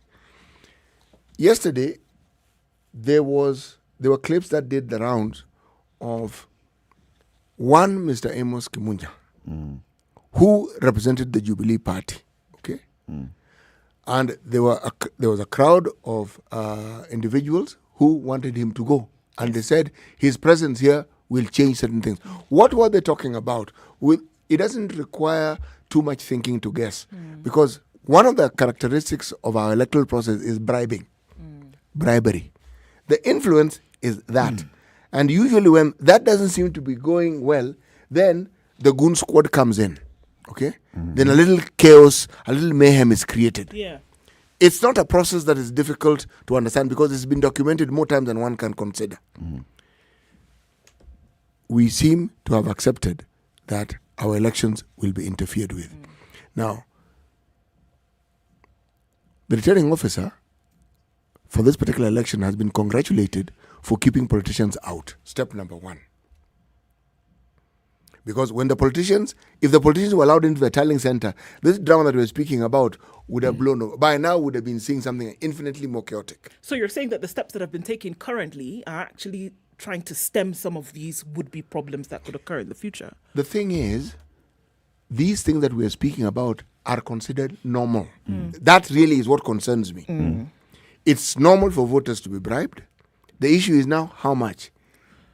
It's normal for, leaders or politicians to step into these arenas and try to, and they cause seem a to problem. To oppose. This problem that arose, one didn't need to have asked questions or queried with so much energy. But somehow there's a belief that you have to create a ruckus to show that there's a problem here. And yet, within that same area, we are being told that the election for the MCA in Muguga. How did that go? There were issues, but it was not even a ripple. Voted, Issue tallied, raised, announced. issue raised, Yeah. sorted out, life went on. Now, the problem of normalizing this process of bribery, this process of hooliganism, this process of determining that the election must go the way you perceive it ought to, not the way the voter determined it. Now, this is the problem. Because so long as the understanding is that the election will always be interfered with, then the outcome will always just be that. disputed. Yes. And this is where our issue is. I hear I agree with what you're saying, which is profound, that we seem to have all of us accepted that there's going to be, some interference with our election. We seem to have agreed that there's going to be some questions about the integrity of the election. Yes. But also, a bigger concern for me is we seem to have accepted that everybody else is squeaky clean, but this institution is responsible for everything that's happening in this country. And yet they are not. And the people who are players in this are the ones who come out shouting the loudest. When they win, they're happy. When they have not won, they're out there shouting the loudest and saying, you see what has happened? There was, this other side was trying to interfere. They're not basically saying that this IEBC is incompetent at that point. They're saying IEBC has been manipulated by our opponent. You know what is particularly interesting? The deputy president and the president are still in place. It's not as though somebody has resigned, all right? They're both in government. Yeah. Now, the arguments we normally hear is against the government. Now we have a situation where the government is complaining against itself. Because both individuals are exactly where they were when they were voted in. And it just so happened that they appear to be in different camps. And each of them is saying, the other side is on that's responsible. Yes, and they're both in government. UDA has perfectly positioned itself as an opposition party. Yes. So whatever is happening in Kiambu yesterday was government of the day versus the opposition. Yes. That is exactly what we have. And so the complaints that are coming is, but why is... In fact, even the issue that it's a Jubilee candidate who raised the complaints that led to the suspension of the tallying exercise yesterday, those who are asking are saying, but why is the government complaining? As if you are UDA, what is it? UDA, right? UDA, Yes. As if UDA does not have any affiliation with the government. It does. It does. And they've even told us as before that UDA is a political party that has just been renamed, but it has an alliance with Jubilee. So it's same. We can't say that. Can't say that there's anything different between the two. The ruling party is complaining. This very thing about that itself. This very thing that you're saying, Eric, is what should point us to the folly that we are suckered into with every election cycle. Okay, because this one is playing out for us to see. These individuals are in government, and have been. They are factions within this same government. And what is playing out here are the same issues we hear when it's a party that is not in government. Now, versus the one that's in yes. government. So who do you think brings up all this fracas and all these issues? Because we are seeing it playing out. We can see it. This isn't makeshift. We are seeing it playing out before our very eyes. And we know who the players are. Yeah. So then for me, these are tales of things to come. And that's what I'm saying. Because you can look at it with a discerning eye. You can look at it and then apply some kind of humor to it and say, okay, well, you expected that. And I'm saying that you should not be at a place where you expect this to happen every time. Because it is untold in terms of danger what could happen next year. And I think that with the political situation, and people say, well, don't preempt a bad situation. I'm saying with the way things have previously happened, with the way they're currently happening, you can only predict what will happen in the future. And I think you should not run away from being able to make those predictions and be then very cognizant of that reality and then be in a position to either refuse it or then play along should you want to dictate what the results will be. Let us decide commit and to not be confused later. not allowing ourselves to head into next year's general election with the current state of affairs as we've seen them this morning. So let's take a break and take a look at the traffic and the weather as well. The question that we'd like you to call in and join the conversation is let me look for that question. What is the question? Who do you hold responsible for the disruption in the Kiambaa by-election? Who do you hold responsible? Is it the political candidates? Is it their political parties? Is it the IEBC officials? Is it the voter? Or is it independent observers? All those who are actors and stakeholders in that by-election. Which of them is responsible? If more than one, let us also hear about it. We'll be reaching out to our correspondents on the ground to get the latest in terms of what the IEBC is saying, whether they're going to resume tallying of the votes. 9:30, Kenya's biggest conversation takes a break. We'll be back shortly. Good morning. This is the Situation Room, the only way to start your day. Spice up your life. Have you seen them? Am I live? Yes, it's a very nice outfit, I must say. Good Thank job. you. Asante sana. The compliment is well received. Good morning and thank you. Evan Wasingishi was asking me what channel is SpiceFM. 96.7. Tell them that, right? Yes, now they know. Thank you. It's a pleasure to be here. Pleasure to have you. you. What a beautiful studio, my friend. I've been to other radio stations, but I've never seen anything like this. Thank you. And it's very nice to be in a modern studio. Absolutely brilliant. And I have to say, it's a very cool ambiance here in your radio room. Just for our listeners, I think it is below zero in this room here. Very Swiss temperatures. All right, mostly cloudy in some parts of Nairobi at 16, highs of 23, lows of 13. It still continues to rain in Nyeri, highs of 20 and lows of 12. Mostly cloudy at 17 in Nakuru with highs of 23 and lows of 15.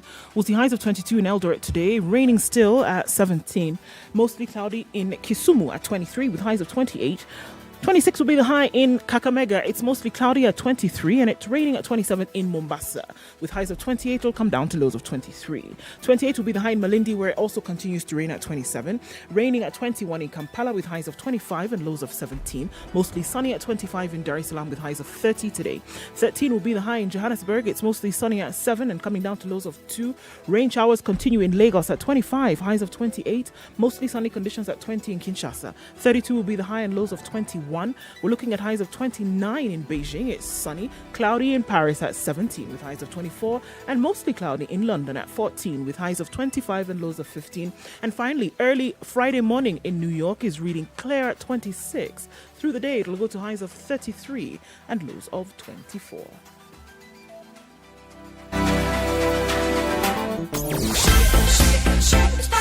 All right, so still seeing traffic along Mombasa Road. Today, because of the weighbridge situation, so it's outbound moving very, very slowly.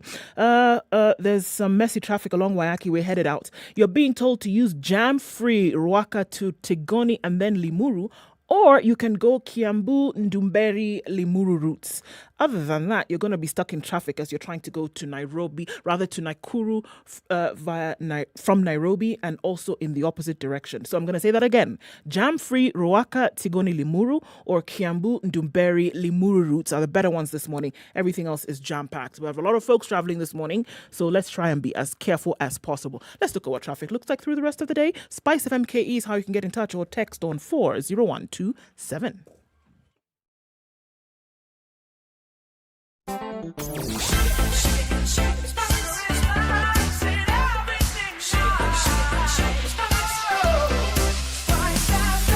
Spice up your life. Mature, intelligent talk every morning. Spice up yourself.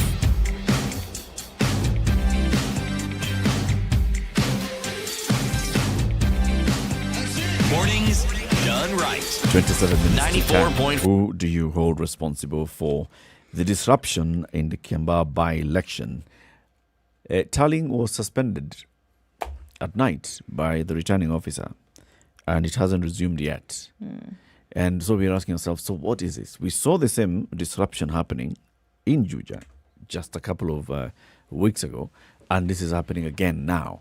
What is happening? Who do you hold responsible? Is it the IEBC? Is it the political parties? Is it their candidates?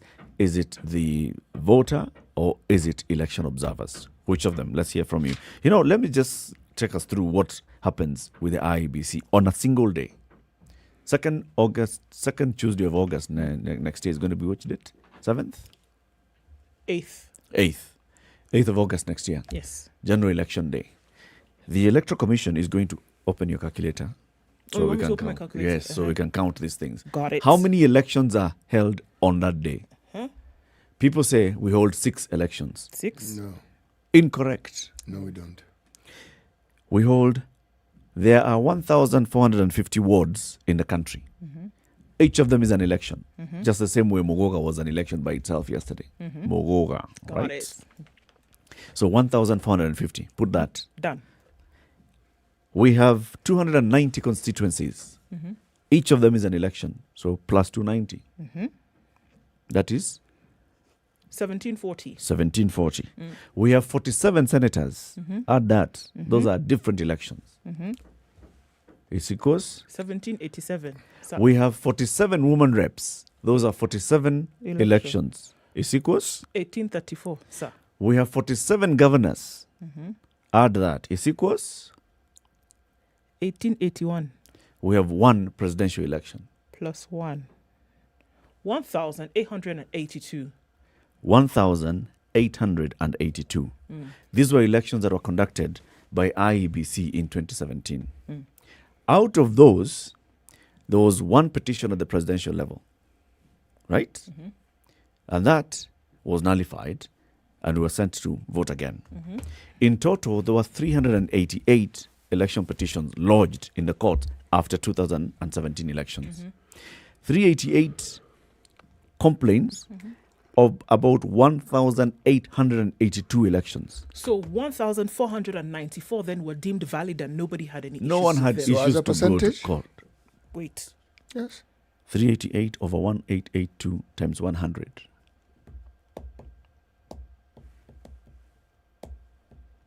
So only 20% of the election had an issue. 80%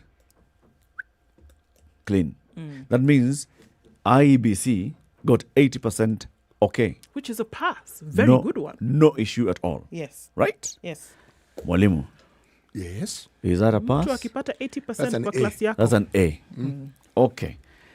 Out of the 388 election petitions, that were lodged in court, 35 were challenging election of governor, 15 challenged the results of election for senator, 12 were for woman rep, 98 were for National Assembly, and 139 for MCAs.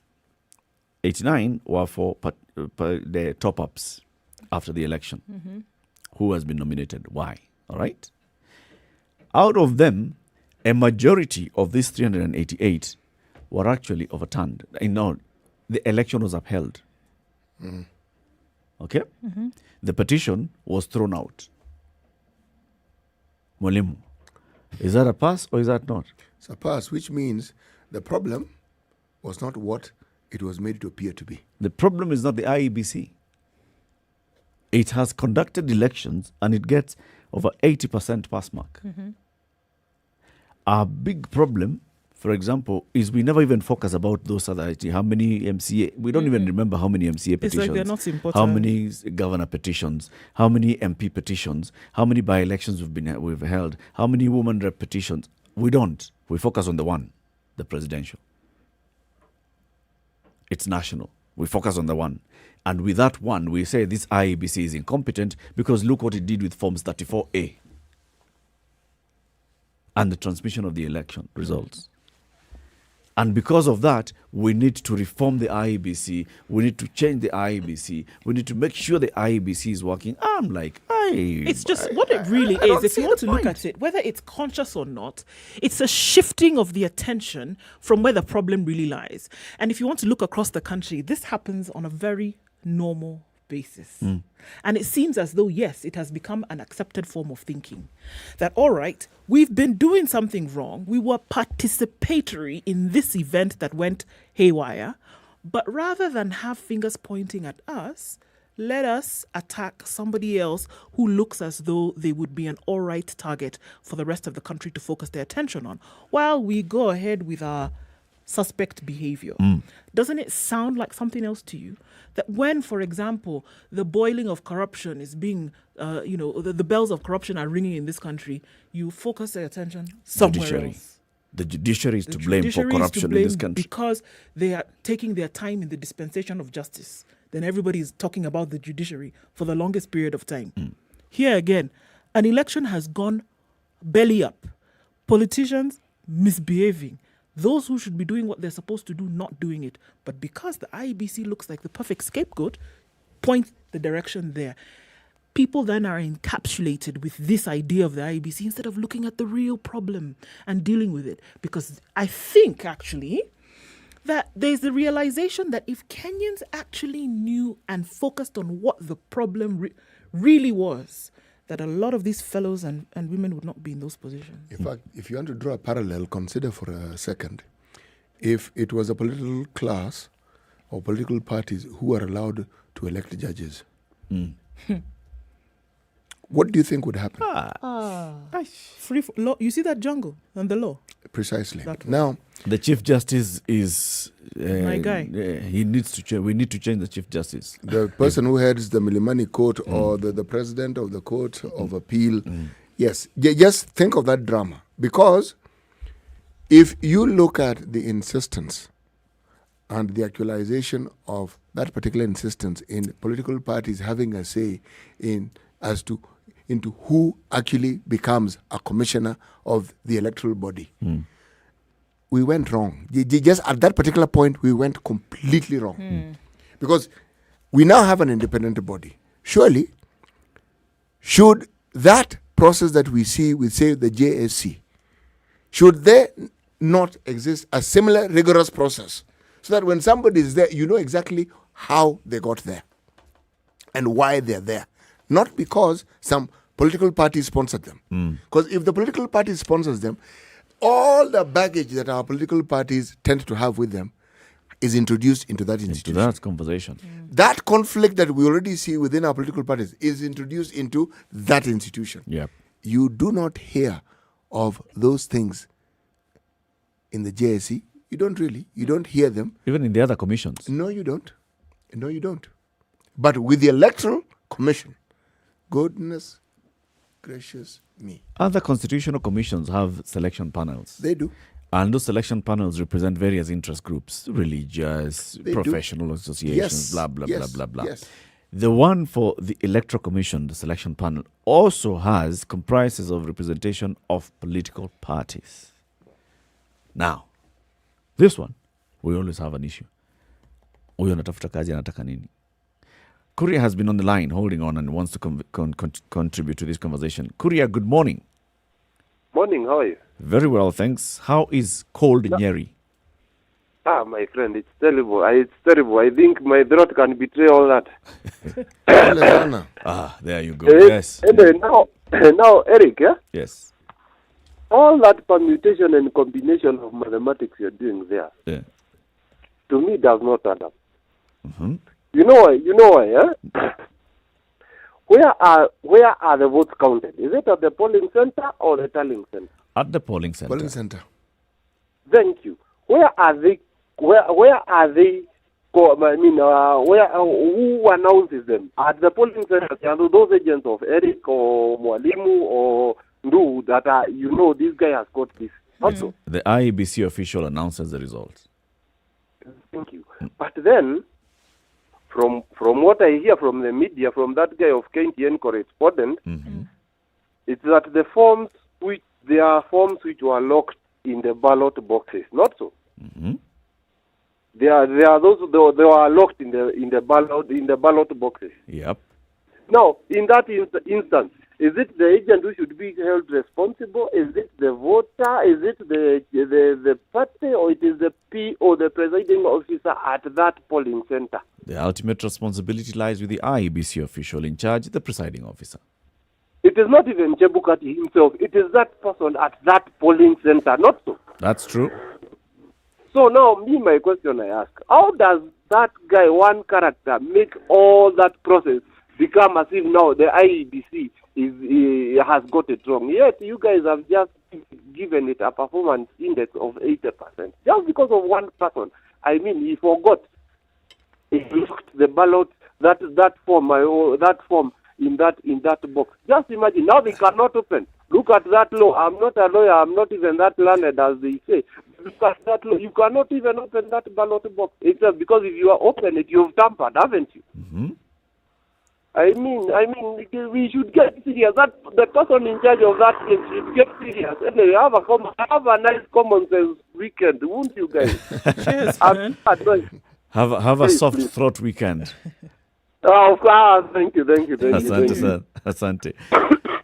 You wanted to engage him a bit. I did, because you see, what I wanted to point out is this.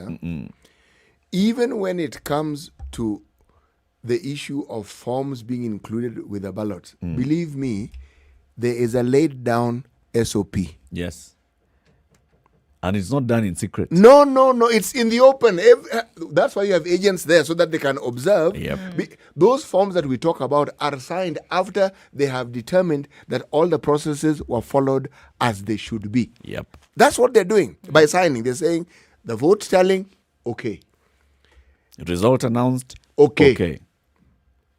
I agree with the process, you sign. Mm-hmm. Yep. Now, if the forms are presented and somebody hasn't signed it, then the question is raised. Was an issue raised? Did somebody forget? Was there no agent? Those are questions that are asked. Yep. But none of these questions have been asked. The issue of forgetting, yes, somebody can forget. But again, there's an SOP as to what you do before you actually lock that box, if you actually lock it. Yep. There's a process. You want to make sure this has been done, all the votes are in, this form, all that is done. And then you transport that material to the tallying center. By the way, before you sign that little document, whatever form, whatever name it has, everything that I'm saying, you ascertain it has been done. Been done, yes, for sure. Yes. Yeah. Including these forms that we're now being told were not locked in. Yeah. So what were they signing if they did not observe all this? And how come we also have party agents having different results? Yes, how? Saying the result in that constituency was this one, the result in that constituency was the other one. If there is a difference, did they protest then? Did they decline to sign the form that they should have signed? I mean, there are all these questions that you have to ask. Because if you sign it and then say you have different results, then it is you we ask, what are you playing? What are you saying? How exactly did this happen? What did you sign for? John from Elbagon, good morning. Morning, how are you guys? Very well. Good morning.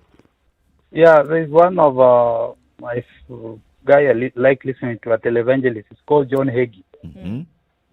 One time he was teaching about marriage and divorce, and he said, if you have been divorced severally, and he went ahead and said that any time you are the common denominator, then you are the problem.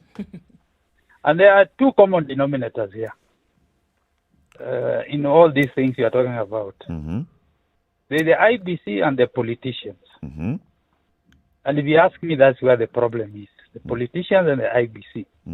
The I in the IBC is very, very important. That I, independent. Yes. So immediately IBC stop being independent, either as a body or anybody, an individual, a returning officer, then that's where the problem starts coming in. Because we are not going to depend on the agents, what the agents are going to tell you. That's what, even when you go to court, it's not what the agents are brought, that this is what we counted. Yeah. It is what IBC counted. Yes. And recorded. Yes. The forms used by IBC are the ones which are being used. Even at the tally, it's not what the agents are bringing, it's the forms by the IBC. So IBC one, and then secondly, the politicians. And I remember just a few months ago, Honorable Oburu Odinga said that the only thing that has stopped Raila from being the president is because they didn't have the system. Now we have the system. We are going to be to State House. What does that tell you? That even our politicians don't even believe in the electoral system. They believe in the system. They believe in the system, not the electoral system. And that is a problem. And if I agree with you, like if this, and all of you, if this is the way we are going to go in 2022, then we have a problem, a big problem. And we have to deal with it now. It will be a big mistake if we just say that this is a by-election, it is a small thing, and then we let it go. It's going to be bigger, and it's going to be worse. So I hope we deal with it now. That's very true. Thank you very much, John. So we're having the conversation about what's happening in this by-election. Yesterday, Kiamba by-election, tallying suspended by the IEBC Commissioner. That's what we want to hear from you. Some breaking news coming out of KO is that the runaway police officer, Caroline Kangogo. The officer who reportedly had run away. Yes. Is dead. And Rift Valley Regional Commissioner George Natembea has confirmed this. And he says it's reported that she killed herself in KO. Details, of course, of this will emerge in coming hours of, so who found her? How did she kill herself? How did they know she was in KO? Yeah. Right. How did they get to know it? Anyway, just like there were many questions that were being asked about the deaths of the individuals that we were informed were involved with her, this particular statement that she is dead will also raise of course some questions already that will need answers. Yes. Ed Getonga in Nyeri, good morning. Good morning, guys. How you been? Very well. I hope that week has been good. Unfortunately, I've not been tuned for some time. I've been using the mic. Now, here's the thing. I don't think the electoral system is wrong. I don't think IEBC is wrong. The political system, the leaders themselves, they're the ones who are wrong. Because even with them themselves, they have the mentality that because, for example, let's give an example in the future, because it's by-election and there's a ruling party and I'm vying with the ruling party, it's given that it's going to be a win. And then, when you then count your losses, start counting your losses, that's when you're like, no, something is not wrong. And because you have an ego and you can't accept that you are losing, you find a scapegoat. And what's the scapegoat? IEBC. Because if you look at from even the days of Samuel Kibutu, it was ECK, then IIEC, then IEBC.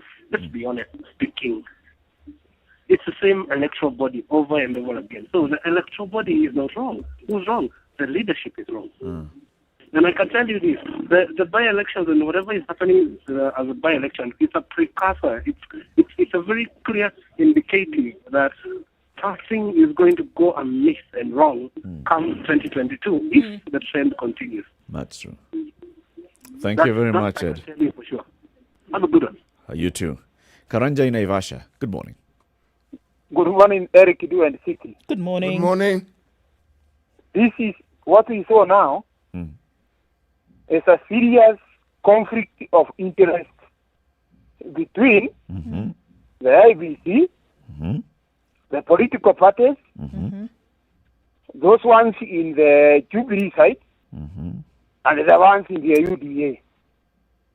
You hear the informative statement by the candidates of the Jubilee. To me, these people have been very mischief, anomalies, discrepancies, and even malpractices. How can somebody put and see the returning officer or whoever the presiding officer put something there, the game is over. This is something that has been happening. So remember, election is not about numbers. Election is about the process.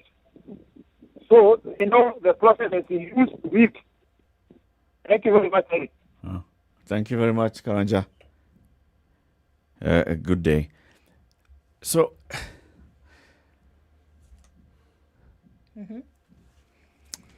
I'm looking back at what John has said. That there is a level of culpability, with the electoral official who's in charge. If a presiding officer has gotten form signed and is the one who's responsible for transferring this particular election material from the polling station to the tallying station, and you get there and there's some discrepancy, you see, it's easy for us to track back and say, so how did this end up here? Just like you're asking, Siri, how did this happen? Now, is it, and clearly you also know that by the time it arrives, there's also people on the other end, the super agents who are sitting at the tallying center who will notice any anomaly. Yes. There's the returning officer who is also now your supervisor who will notice any anomaly. Yes. And it isn't as though this person is shut in a room where they're conducting this business by privately. themselves. No. It's in the public. It's in the open. These things are being done for everybody to see. Open. Because here we are, even as we speak today, in Kiamba, when the IEBC has shut things down for them to figure out whatever anomaly had taken place, everybody who was there yesterday, vested in that, is still doing what? In the area waiting. It's not as though everybody has gone home and then when IEBC finishes, they will come back. No, they're waiting because they're also privy to this process and seeing what's going on. It's not hidden. It's not shrouded in any kind of secrecy. Everybody knows what's happening. So you tell me, would they be foolhardy enough to do something untoward in the glare of the public? Yes, they would. This is the IEBC as it is right now. Not IEBC. The person. This is what I'm saying. Yes. Exactly. No, I'm talking about the IEBC now because we're talking about an open process, an open and shut process, that there have to be lines that must be filled. Everybody knows this. And when they're doing these things, they're not doing them in a quiet room somewhere. It's in the public. If you want to perhaps set a clear path to understanding what we're saying, I would argue that we really must divorce the individuals who work in the IEBC from the IEBC. And this is what I mean. Of all the elections that we have in this country, you will find that the vast majority of the elections don't have issues. And they are the same number, the same officials, same cadre of people as the ones which have the problems. So now, if some form isn't filled, and that is the issue, it's not IEBC. Talk about that individual who's in charge of that particular station and the people who work there and let them answer those questions. Not IEBC. If a chief is caught drinking Moratina or Changa or whatever, do we say that the government has failed? No, we don't. That provincial administration is this entire structure of administration is a failure because it's this chief. No, you call out the chief. And they're usually called out. Yes. Do you change the minister in charge? Or do you now say all the chiefs we have in this country drink changa? Drunkards. Yes. No, we don't. We don't. There will be people who will be more susceptible to influence than others.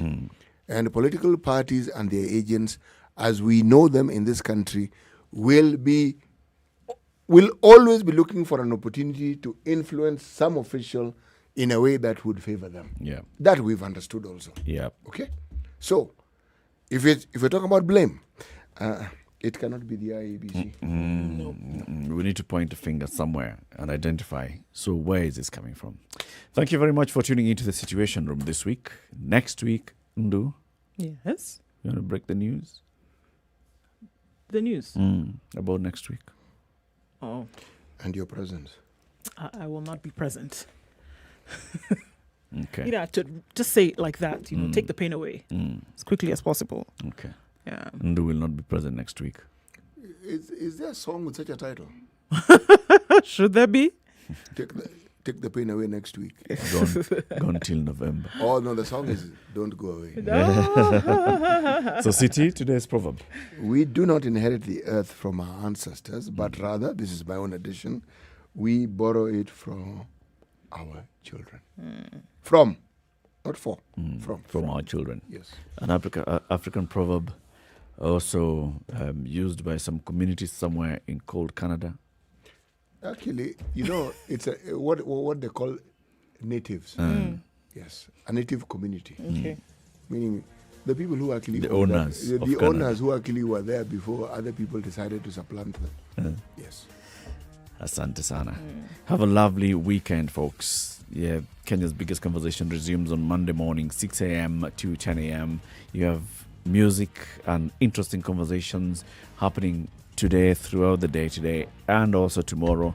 Double O Direct with Olivia Otieno from what time? 10 to 2. From 10 a.m. to 2 p.m. Tune in for that as well. And more music. Yep, CT Muga, Ndu Oko, and Eric Latif wishing you a lovely day. And Ndu wishing you a lovely week next week. Merci, monsieur.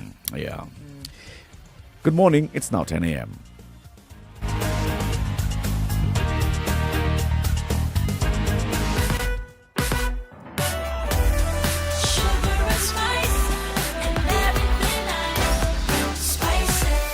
Spice up your life.